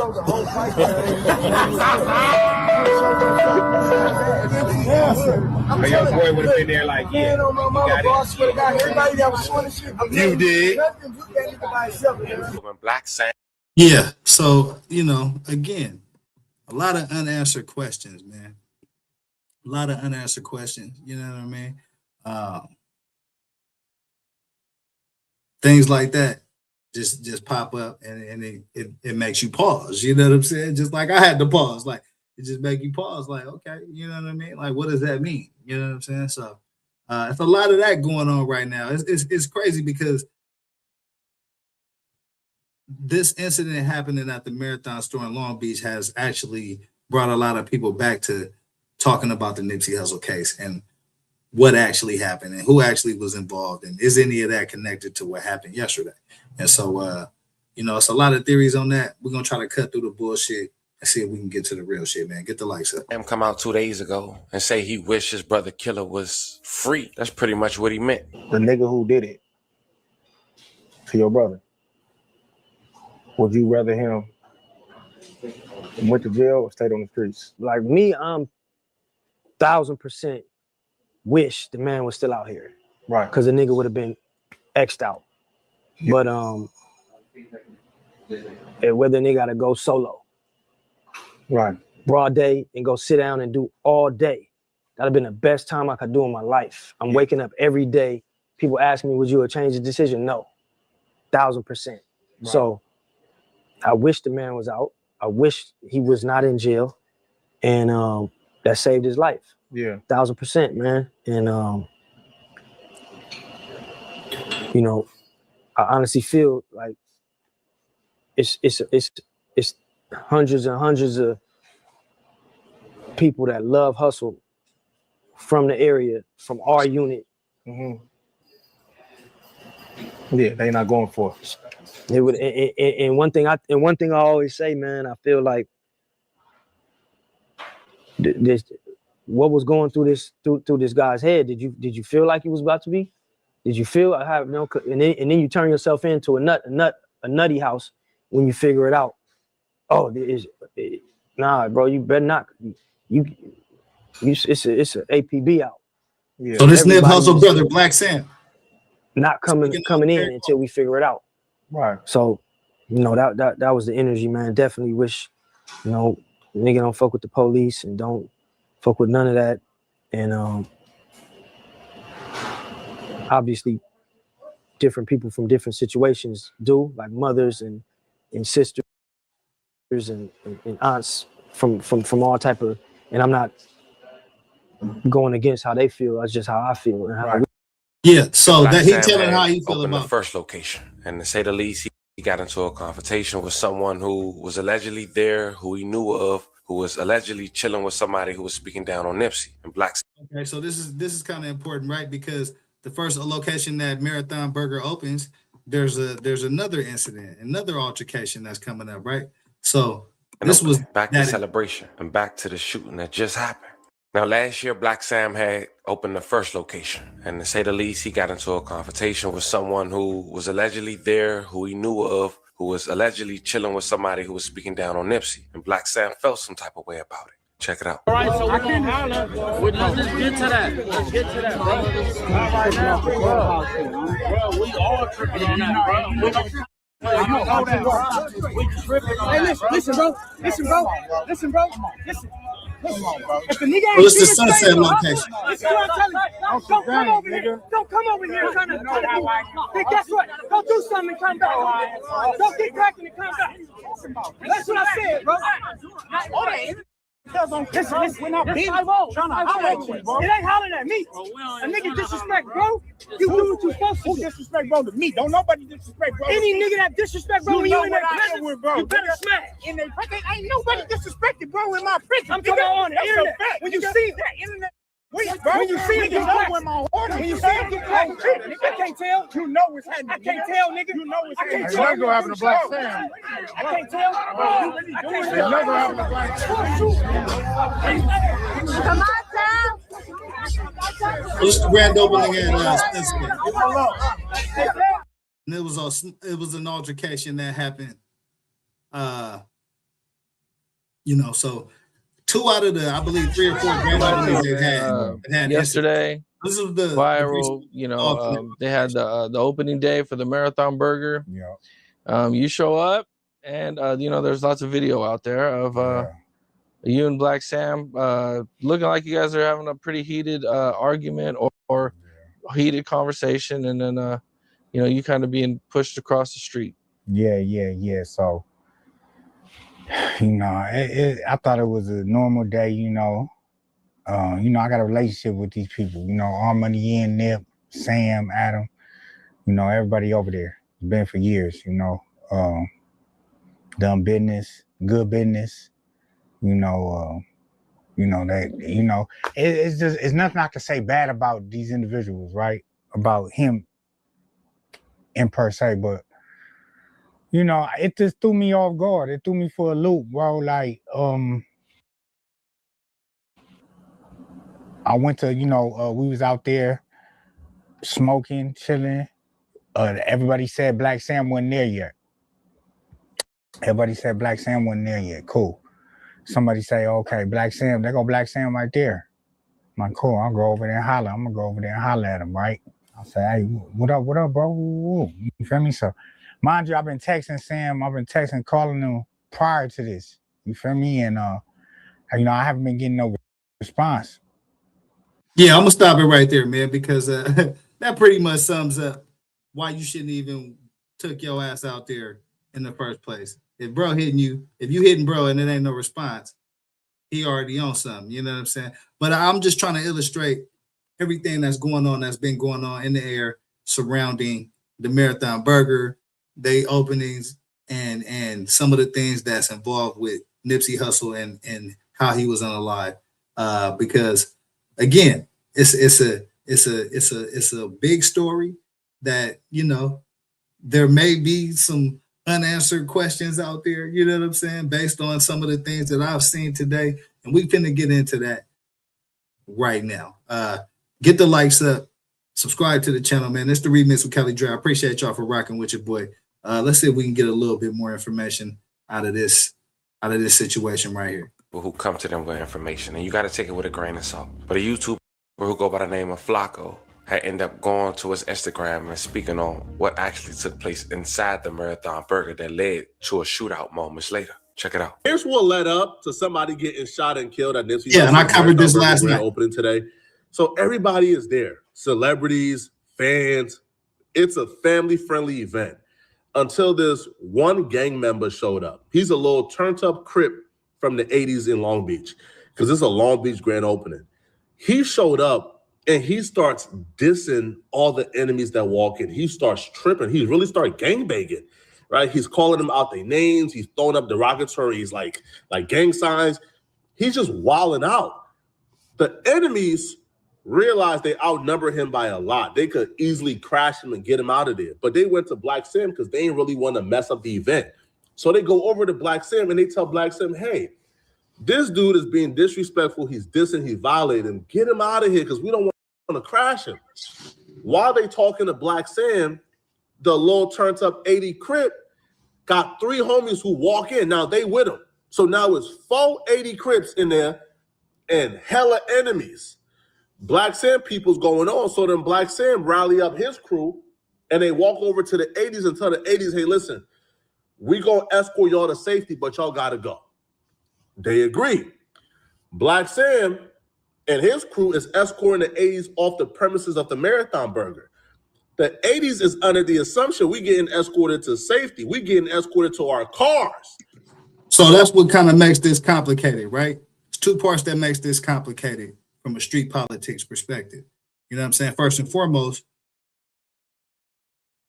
a person from a rival neighborhood shows up in an area at a function where there's multiple gangs. You know what I'm saying? There's multiple street politics going on. And decides to stand on his politics, which is opposite of a lot of the people that's putting on this event. It's the opposite of a lot of their politics. You know what I'm saying? So it's a whole street political motherfucking war about to break out in the middle of the burger stand, right? But the actual incident didn't take place inside of the Marathon Burger. It took place off the premises, right? So as Flacco's describing, Black Sam and his crew, you know, escort the initiator and his crew out of the establishment. You know what I mean? Black Sam is under the assumption of y'all getting off my premises. That's it. So once they walked them across the premises of the Marathon Burger, as soon as the 80s toes crossed the line and crossed from Marathon Burger, they got blitzed. All the enemies blitzed them. It's like 6-1. I'll be real, bro. It's like four 80s and 40 enemies, man. So they squabbling. So one of the 80s pulled out a gun and they start shooting. But they didn't stop making guns when they made y'all, man. The enemies had guns too. They pulled out their pistol. A gunfight happened. Bystanders getting hit. Somebody who was Black Sam got shot in the leg. 2 of the enemies got hit too. But the person who suffered the worst was one of the 80 Crips who got shot and killed. Yeah. You go slow that down later on y'all. But it's a lot of, you know, incriminating and, you know, dry snitching going on right here. And that's probably why he muted out this part of the video. But as y'all can see. So, fam, 6 years later, when Nipsey Hussle stood in front of the Marathon store, he wasn't just selling clothes. He was selling ownership. He was selling infrastructure. He was selling the idea that you don't have to run to the streets. Even if you came from it, you can outgrow them. He won a grand.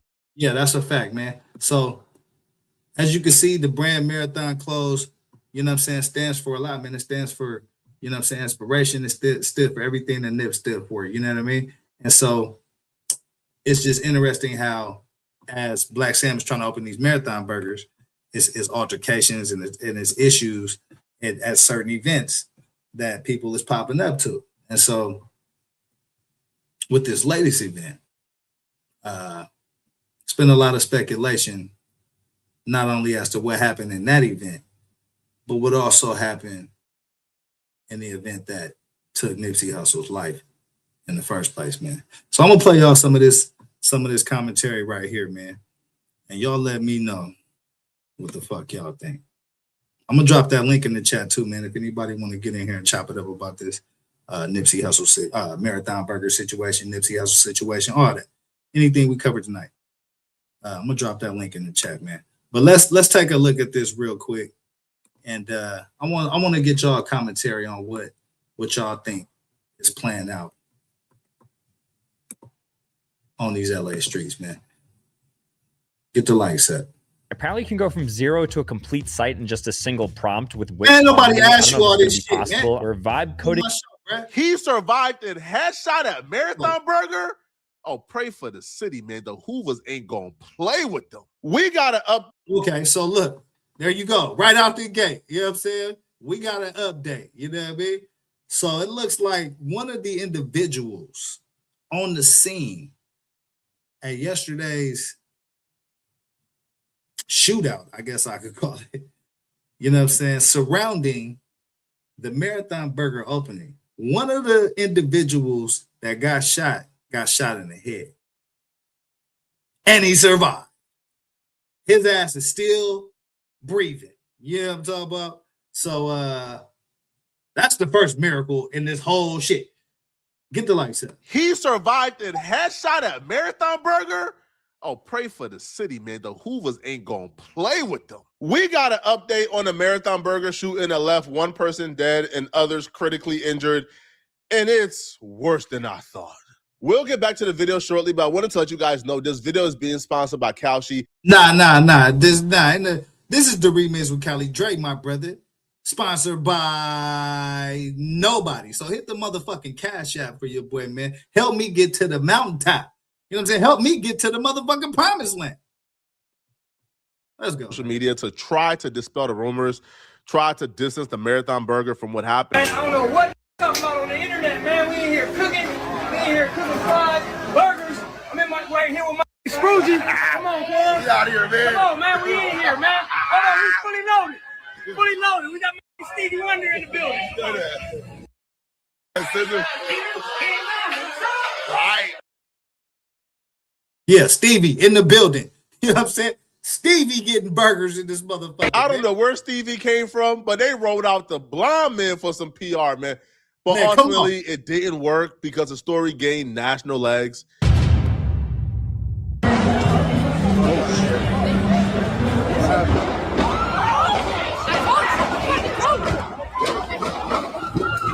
His brother Black Sam takes cover at the opening of the new Marathon Burger in Long Beach as shots rang out. And this is the problem.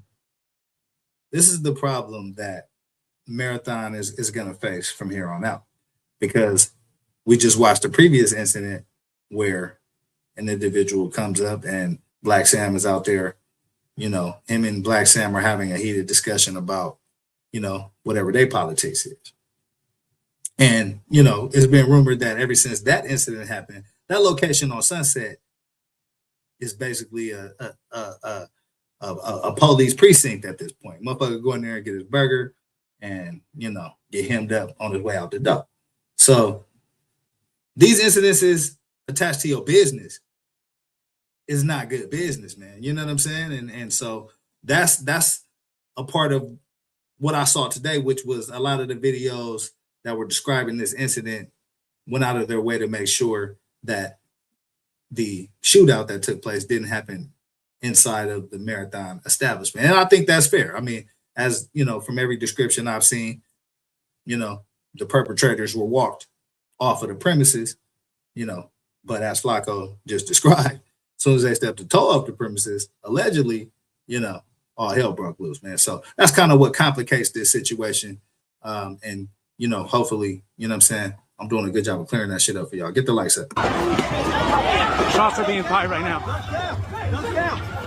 Shots are being fired. What nice at, bro?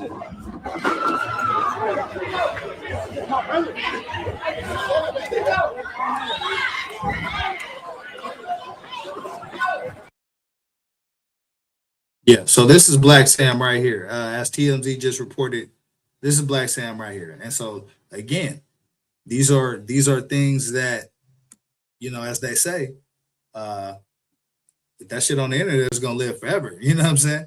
And so if you are a business owner, let alone a black business owner, you know what I'm saying? You know, these are the things that you definitely don't want to have anywhere in the vicinity of your business. And you know what I mean? It's crazy. I'm about to listen. Listen.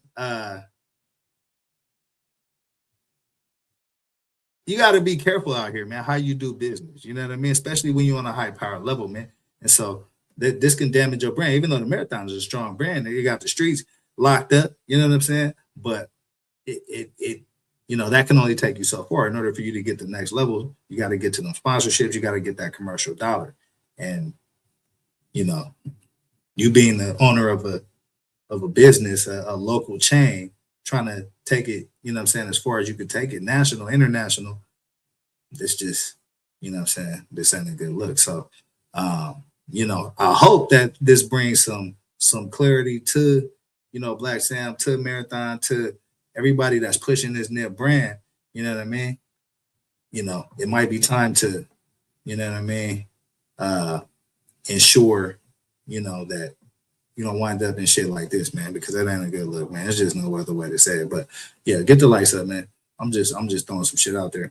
This is a terrible look. The grand opening of your restaurant just said it too, and your burger joint ends up in a TMZ article in bold letters. Shots rang out at Marathon Burger. Now, you West Coast niggas got no shame. Y'all got absolutely no shame whatsoever. Because a lot of y'all...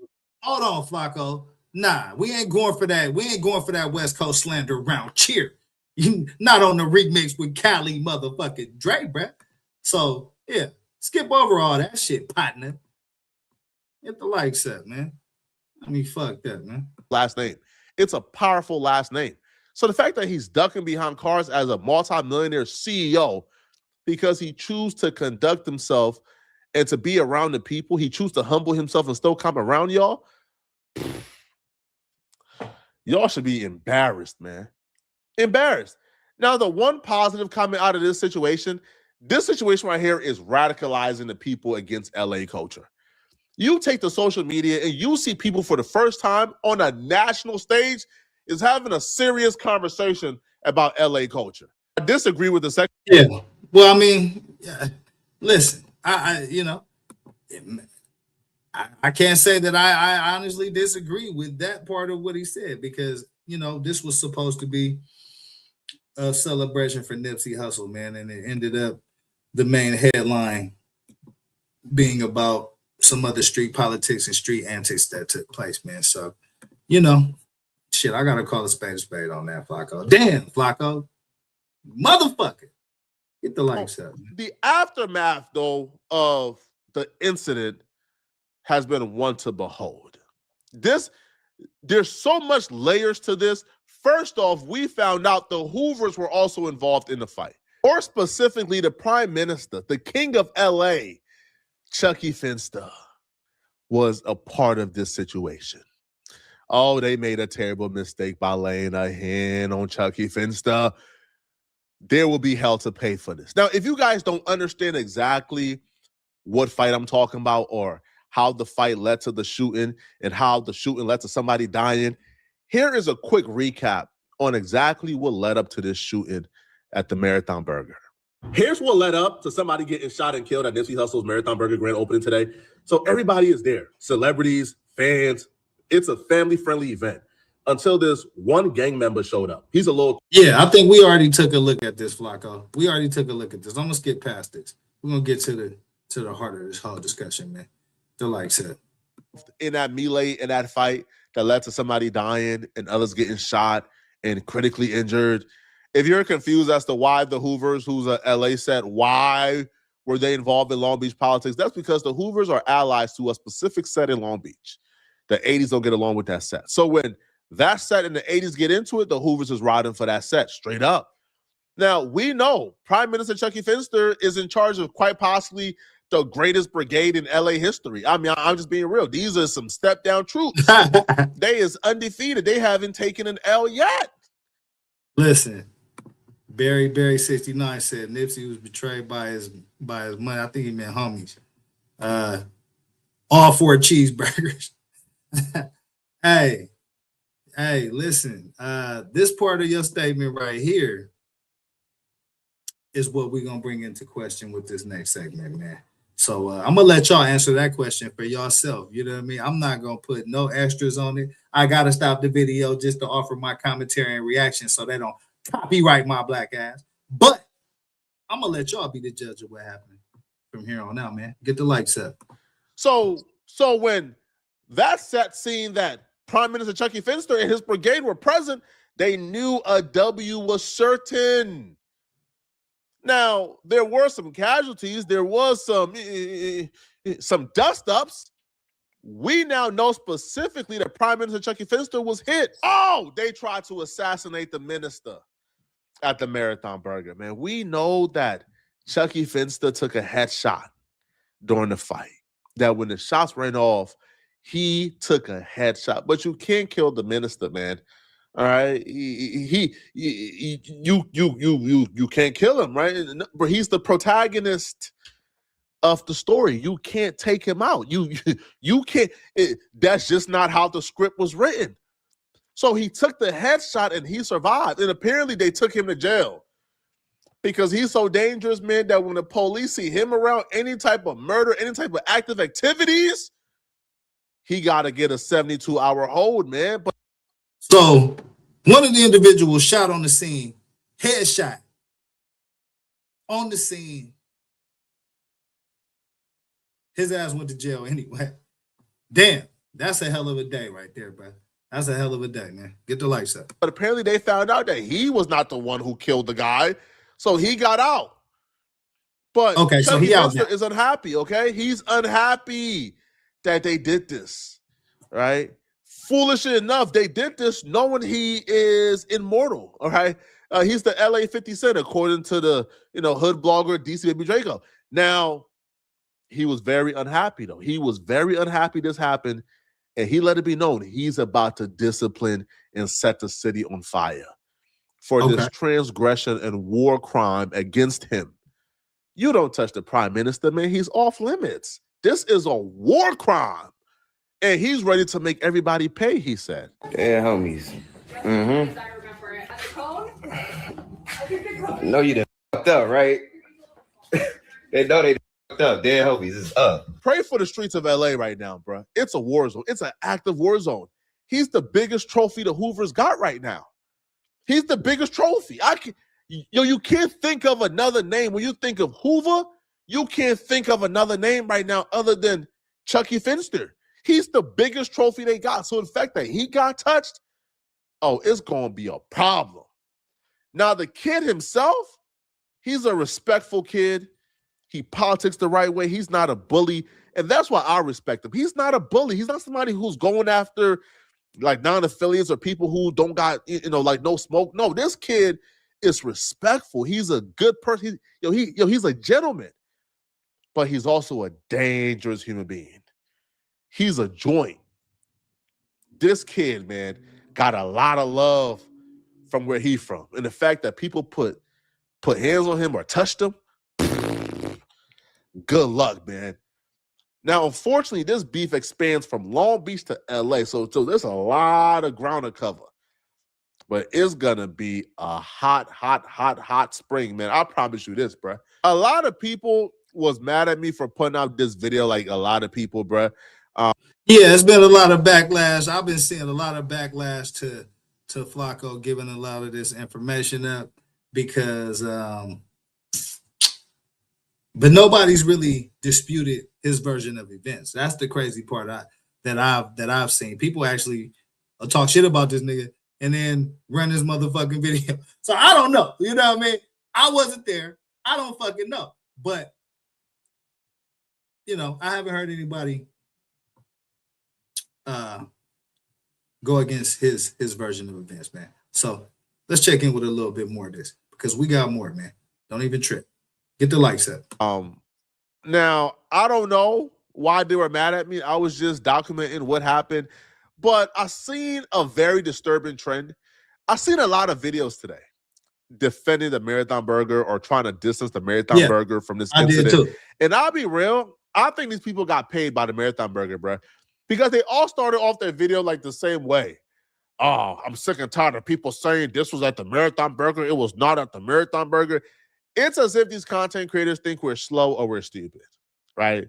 Like either they think that they're smarter than than what they are, or they think that you're stupid. Because think about it for a second, okay?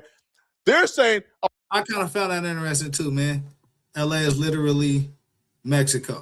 The Hoovers run like 5 blocks only. Yeah, man. I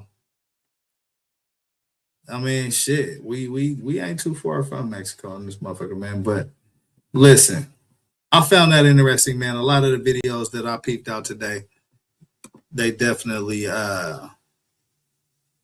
started with that narrative. And like I said, explaining and making sure that people understood that the incident, the final incident didn't take place inside the Marathon Burger joint. You know what I'm saying? The shooting didn't take place in there. But, as everybody should know right now, I mean, the incident initiated there. And so that's what complicates things, man. But, like I pointed out in the beginning of this video, man, having Black Sam hiding behind a car, that kind of shit, man, that's not what you want for your brand, man. That's not what you want for your brand at all. You know what I mean? If it could be avoided, you feel me? Oh, stop saying this was at the Marathon Burger. This was not a Marathon Burger incident. Hold on, bro. So people, gangbangers who met at the Marathon Burger, had an incident at the Marathon Burger, who was getting escorted by Black Sam and his homies, and then they end up having a fight at the end of the escort. That's not a Marathon Burger incident. Yeah, it didn't happen inside the Marathon Burger because Black Sam and his homies escorted the 80s off the premises. But an incident and an altercation took place at Marathon, and that spilled over elsewhere. The 80 member was in Marathon dissing and disrespecting the enemies, and the enemies got up on him off the premises. But to say this is not a Marathon Burger incident, you're just completely dishonest if you think that's the case. But I've been seeing a lot of YouTubers, like I'm talking about at least like 30 YouTubers making identical videos with identical scripts. I'm starting to think, who's paying y'all, bro? Yeah, hey, listen. I found that pretty interesting today as well. But I wanted to show that so we could get that information, man. The one guy that got shot in the head is still alive. They did arrest him, but I think they let him go because they found out that he wasn't the person that unalived the other guy that got shot. So now that we got that update out the way, I want to show y'all this, man.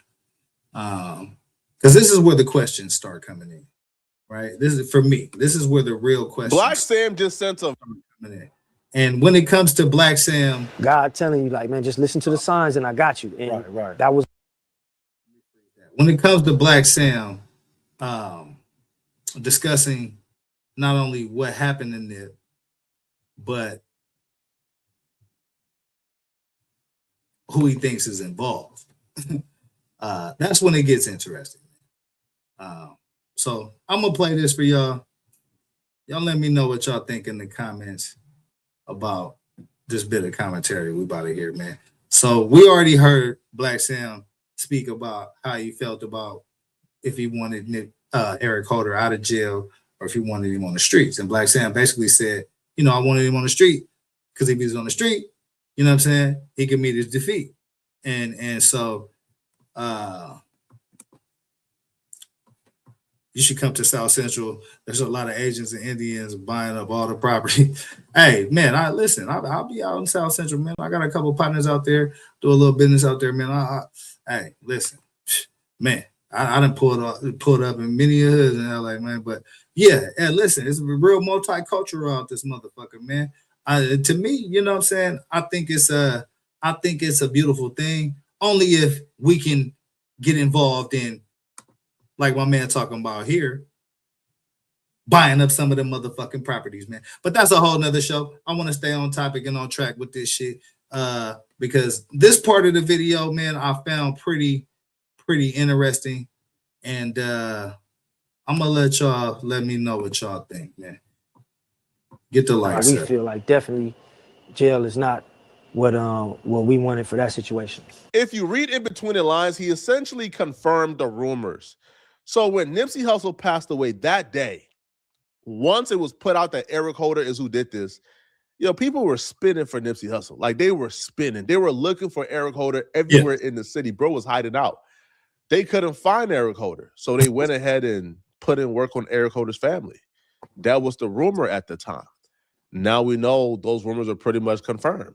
I think that if Big U was in on it, for sure, I think I don't know.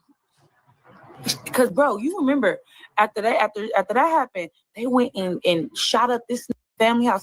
They wiped out his whole family. Baby mama, granny. The man is dead. What? Like, oh, nah. Let me let's hold on. Let's hey, listen, man. Because this is now. Listen, man.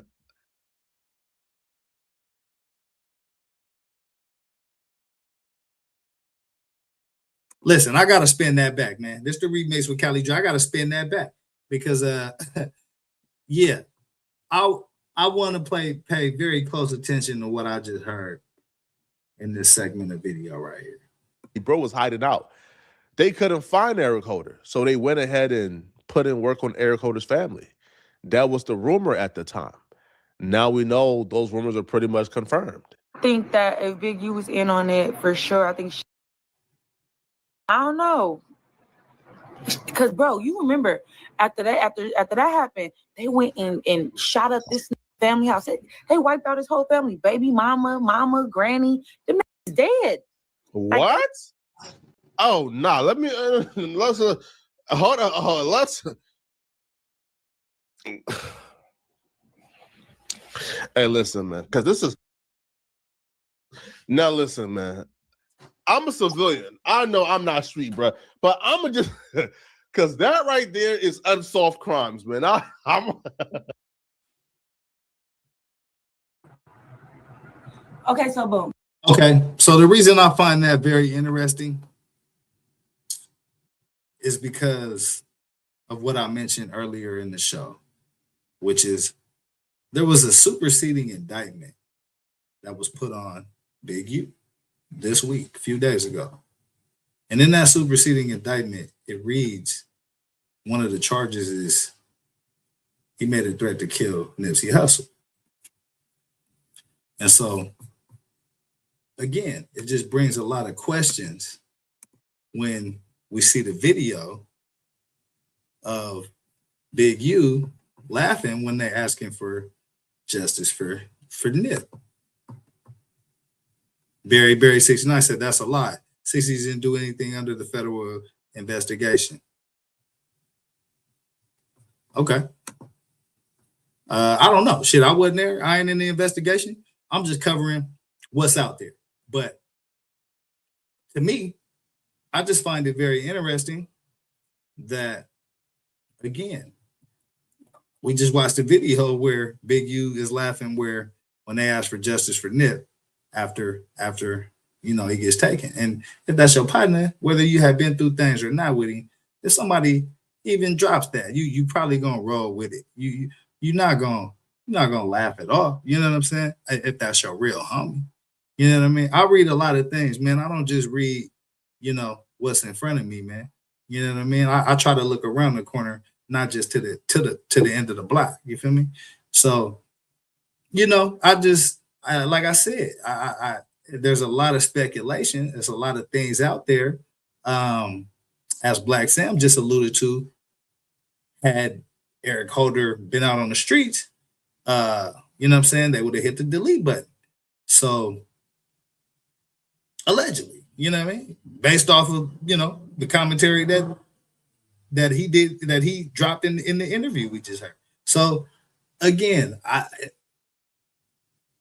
it's tough to get away from the 60s, how deep the 60s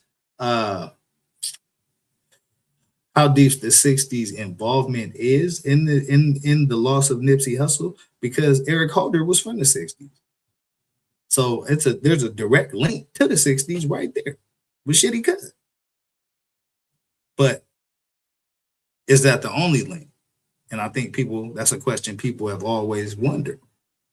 Based on, again, the video of Big U laughing when people are asking for justice for Nip, among other things, man. So we're gonna try to uncover some of that right now, because that's been coming up as well as this situation unfolded yesterday, and as Big U got a superseding indictment, I believe, on Friday that included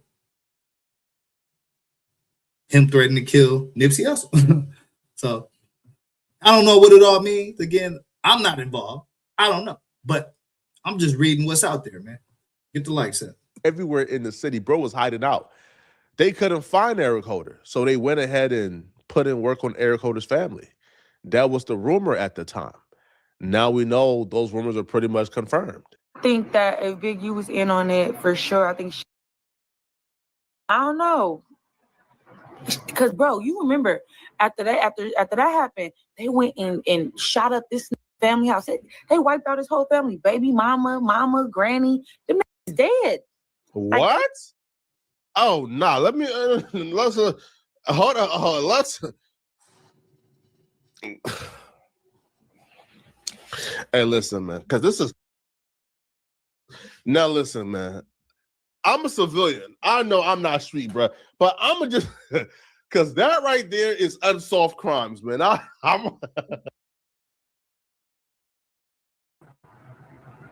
Okay, so boom. That's the part I wanted y'all to see. So first of all, you just listen to say that Big U got knocked out by Fats, bro. Mind you, he cut the video right there.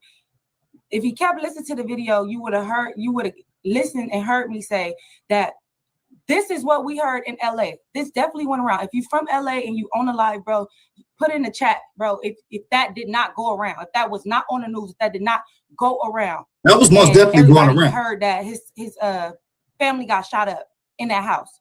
That definitely went around. And again, I'm speaking as if I'm speaking as the city of LA in the moment. But this right here just tried to gaslight me, y'all. And you could tell because he put on that whole little fake gay front talking about like, boy, sit your fat ass down, bro. Black Sam even expressed how upset he is that Eric Holder is essentially hiding in prison. Right? Eric Holder is maneuvering. Hold on, Flacco. She on your fat ass, man. I just had to throw that out there, man. Hey, salute to you for the content, but she on your motherfucking ass, man. Get the lights up. And going to certain spots in prison where he can't really get touched or reached. Black Simmons saying, bro, come outside and play ball. Now, he also spoke on something very important. He said, yo, we felt untouchable because we kept getting wins, right? Like, yo, like in one picture, like we high-fiving because, some dudes came around, like wanted to play. We spanked them. And afterwards, we said, man, yo, who them niggas, thought they was playing with? I have a very heavy suspicion he was talking about Big U. Because if you guys don't know, Big U and Nipsey Hussle had multiple fights, multiple altercations, because Big U wanted to run things in LA. Like Big U wanted. Y'all let me know in the comments, is that true? Did Big U and Nip have multiple altercations, multiple fist fights, multiple fisticuffs? You know what I'm saying? Was they out there lining it up? Was they out there getting to it? Y'all let me know in the comments, man. To run the section. And Nipsey Hussle was moving like his own man, and he wasn't answering the Big U anymore. Mika even spoke on that as well, and why when Nipsey Hussle passed away, the entire city of LA thought that Big U did it. I don't know if Big U sent, but when that shit with Nipsey first popped off, when it first happened, everybody in LA thought Big U sent shit. We all thought that. We all did. We thought it was Big U, and then we thought people was like, no, it wasn't Big U, da da. And then it was like, oh yeah, it was the government. Like, come on now, that's what the world was saying, the government on some weird shit. But all of LA, yeah, we all thought Big U did it. We already felt like it. Cause like Black Sam said, I didn't even watch that interview. I honestly didn't. I saw a couple of clips or whatever. But living in LA, I remember when Big U and Nip got into it because Nip didn't want to be under his label no more.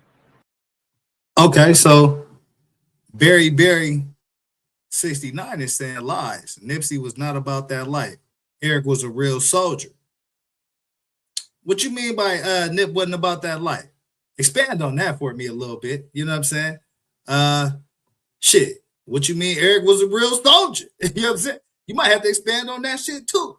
Barry, you know what I mean? Hey, let me know in the comments, man. You know what I'm saying? Get the likes up. Because Big U was trying to Big U had bought the Crenshaw the Crenshaw brand and shit like that. And yeah, basically trying to extort Nip and had him in a fucked up ass deal. So when Nip finally got out of that deal, you know what I'm saying? He went about his way or whatever. And Big U didn't like that. And so they had animosity or whatever. This is just me living in LA. I know this. And then I remember when Nip started with YG, and he had brought YG to the 60s. And when he brought YG to the 60s, I remember Big U was trying to pop shit about it. Like how you bringing this whoop-de-whoop to the hood, this and that. And Nip peeled out his shirt. And he was like, nah, get down for cuz whoop whoop. And Nip had to run phase to have YG in the 6-0s. But he did that. But Barry saying Eric have you know what? I can't even put that out there. This is all allegedly. If you could read this comment for yourself. You know what I'm saying? California politics, man. Hey, you know what I'm saying? California politics. You feel me? Get the likes up. If you know, you know. Big U was trying to give him a hard time because Big U was mad that he wasn't trying to give him no money. You know, he didn't want to be under that deal no more. So that's what that was. So I remember that. So then when Nip died, because I remember Nip didn't want nothing to do with Big U. So when he got killed or whatever, all of LA was like, Big U did that. Big U did that. Because who would have known? Who would have known? People, you had to be a part of the 6-0s. You had to be in his circle to know. Everybody knew Nip. If you saw that Maybach on Slauson, that Nip was there. Everybody knew that. We always knew that. Frontlining that, dying over that is crazy. Yeah. So, as I'm telling y'all to read that previous comment from Barry, you know what I'm saying? We'll throw it up there one more time for the people in the cheap seats. Allegedly, this is Barry's version of what's going on in LA. You know what I'm saying? But as I double that with the caption that's on your screen, which says female from Rolling 60s, says Nipsey was hit, or the Nipsey hit was an inside job. And then I double that up with what Barry over here talking about. Barry 69. Barry 69. I hope you're a female. You know what I'm saying? I don't want to be directing the comments a certain way, but that's neither here nor there. I mean, as you can see, it was most definitely in the air that Eric Holder was not up to taking out Nipsey Hussle on his own by itself. And so that was most definitely in the air, man. That was most definitely in the air. Barry said, real gangsters didn't start a community service group. That's definitely... Hey, get the likes up there. That's all I can say. Get the motherfucking likes up. Yeah. But yeah, so everybody knew that when his Maybach is on Crenshaw, that Nip is there or whatever. But like Black Sam said, I seen that clip when he was usually be having burners and stuff. That's what, when you live in LA, we all know that it's it's always burners and it's in a spot. That was a spot. So it's always burners up in there, some protection, and it's Nipsey, bro. So you'd be stupid. All of LA kept saying bro, why nobody had no burners? Why nobody was shooting back? Why nobody was doing nothing? Nobody shot back. Nobody did nothing. And that is crazy to have no burners, right? So when we looked at that, all of LA was just nah, that was an inside job. Because there's no way in hell. Well, hey, man, let's just pray that. So, yeah, I mean, like I said, bro, that's what was in the air at that time. It's a lot of circumstantial evidence that you could look at and say, that don't add up type shit. You know what I mean? And from my understanding of the relationship between Big U and Nip, it was most definitely a lot more animated as Nip became more successful. And so those questions have always been out there, man. You know what I'm saying? What gangster sells cheeseburgers? They again, the last part of that, I can't read. You know what I'm saying? But if you can read, you know what I mean? Tap in with what Barry 69 talk about in the chat. Hey, listen. You know, will we ever know? Shit, that's another question. Will we ever really know what happened in Nipsey Hussle? Is this the full story? Is this the full picture that we got in front of us, man? Who knows? Let's check out a little bit more of this and see if Flacco done figure this shit out, man. Get your lights up. It was not an inside job because it looks like Black Sam ain't playing with nobody. If anybody is involved, if anybody helps set this up, Black Sam is going to get them, okay? So y'all let me know in the comment section, what do you guys think, man? Yeah, I thought that was pretty interesting, man. Again, ever since Nip passed, man, it's been a lot of questions as to, you know, was Eric Holder up to this by himself? And I think the incident that happened yesterday has revived some of those questions. The superseding indictment that Big U received on, I believe it was, Friday or last week sometime, that stated one of the things that stood out in that superseding indictment was that Big U threatened to kill Nipsey Hussle. Now, that may not sound like a lot, but my question would be, why would that be a part of a superseding indictment if there wasn't something substantive behind those allegations, allegedly, according to the prosecutors? You know what I'm saying? So I think that's something to, you know what I'm saying, be on the lookout for. Here, man, I'm gonna drop this link in the chat. You know what I'm saying? If y'all want to come in here and chop it up about any of this Nipsey Hussle situation, any of the Marathon Burger, grand opening, Long Beach altercation or shooting that happened off the premises, for sure. Let's make sure we get that out there to the people. Yeah, I'll jump in here, man. Let's chop it up. You know what I'm saying? You want to chop it up about these politics? Let me know, man. But that's kind of, you know what I mean, what I'm thinking about the whole situation, man. What else did we cover tonight? One of the individuals that was actually shot at the Marathon Burger grand opening got shot in the head. And he's still alive. Yeah, we figured that out. His ass is still alive. So, yeah, who knows how that's going to turn out. You know what I mean? I think, as we kind of learned tonight, his people with their politics have a whole lot of respect and love for him. And so, as you can see, man, how one incident could turn into multiple incidences and multiple different situations. I think we looking at that both on a politics level, and I think we, most definitely looking at that in a California street politics level. And so, I'm just a motherfucker that has seen too much of that shit my whole goddamn life on both angles, because I've been looking at both of them pretty much my whole goddamn life. And so, I'm just at a point of, when are we going to flip that shit around and just make better decisions? But, it's a lot of correlations between what you looking at today on your TV screen that's going on globally and what you looking at going on in these streets, man. Pac said it the best, I think, man. You know what I'm saying? Our gangs is modeled after the motherfucking government because they're the ones that got all the motherfucking power. And if you look at how this government been moving, I'd say that's a pretty fair assessment. You know what I'm saying? That link is in the chat, man. Anybody want to come chop it up? You know what I'm saying? I'm just vibing out, trying to recap what else we discussed tonight. But, like I said, man, it's parallels to what's going on in the world internationally and what's going on here at home.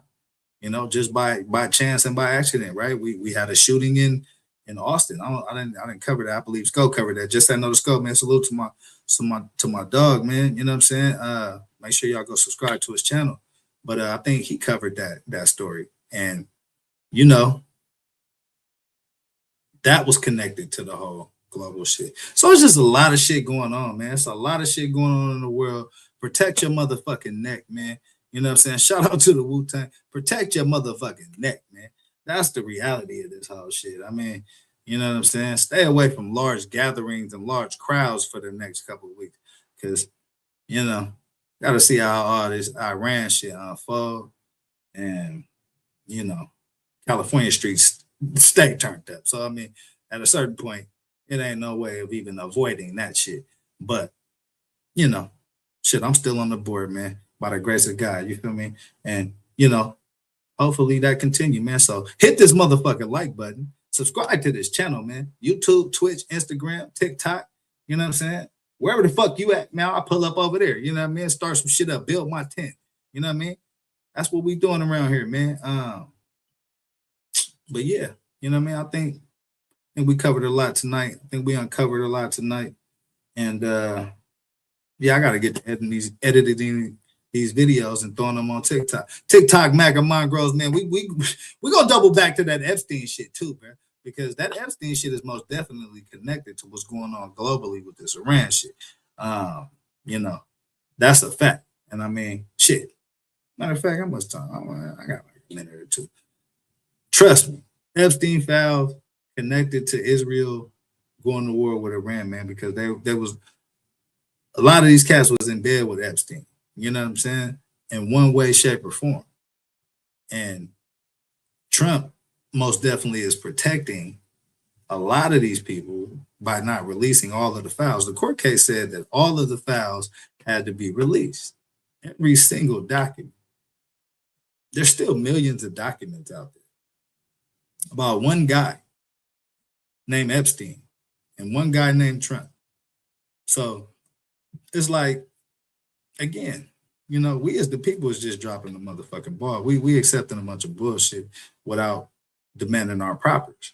And that's what I try to, you know what I'm saying, avoid, man. That's why I'm using my voice on this channel to speak my opinion and give my truth and talk my shit, pop my motherfucking shit. Because at the end of the day, man, you know, really, it's all you motherfucking got, man. You know what I'm saying? It's all you motherfucking got, man. You know what I'm saying? So you gotta use your voice, man. You gotta use your vote, your dollar, all that shit. But you know, this the remix with Cali Dre, man. I'm just vibing out. How to get the hell out of here, man. I appreciate y'all for rocking with your boy. We'll be back most definitely tomorrow, man, breaking down what else is going on in the world, what other, you know, unauthorized decisions that this administration has made. Because please believe this Iran shit did not run through Congress. You know what I'm saying? So it's most definitely unauthorized. You know what I mean? So what they gonna do about that? Who the fuck knows? As far as the Marathon Burger shooting, it seems like, you know, the all of the smoke and all of the dust up from that situation in the short term has calmed down. But again, the guy that got shot in the head, he's still alive. His ass is he gonna make it. And he got arrested and he got out of jail. So I know he pissed the fuck off. How that's gonna unfold, who the fuck knows, man. But however it unfold, we're gonna be here running it up. You know what I'm saying? So hey, I appreciate y'all for rocking with your boy, man. Subscribe to the channels, man. YouTube, Twitch, Instagram, TikTok. You know what I mean? All that shit. And with that, money on my mind, got my money in my mind, right? Money on my mind, got no time for that limelight. I'm from California, man, I guess we'll start with that. Banged out starter caps, glued to the cul-de-sac, looking like an artifact, trying to get their money back. Yellow jackets coming, mama about to have a heart attack. Southeast San Diego, we was at the heart of that. You moved about the hood, my nigga, you ain't want no part of that. Move to work and let the money drip the laundry mat. I pray to God the homie get his little daughter back. So many problems and it's not even a part of rap. So many suckers and they hating and they copycat. And life is bigger than these bitches that you hollered at. And if you bleed it out, I better get $3 back. And all I'm giving is the facts. Pay attention to the stats and never making mention of the jacks. Gotta keep the money stacked, work your way through the tracks. Money motivated to the max. Money on my mind, got my money in my mind, right? Money on my mind, got my money.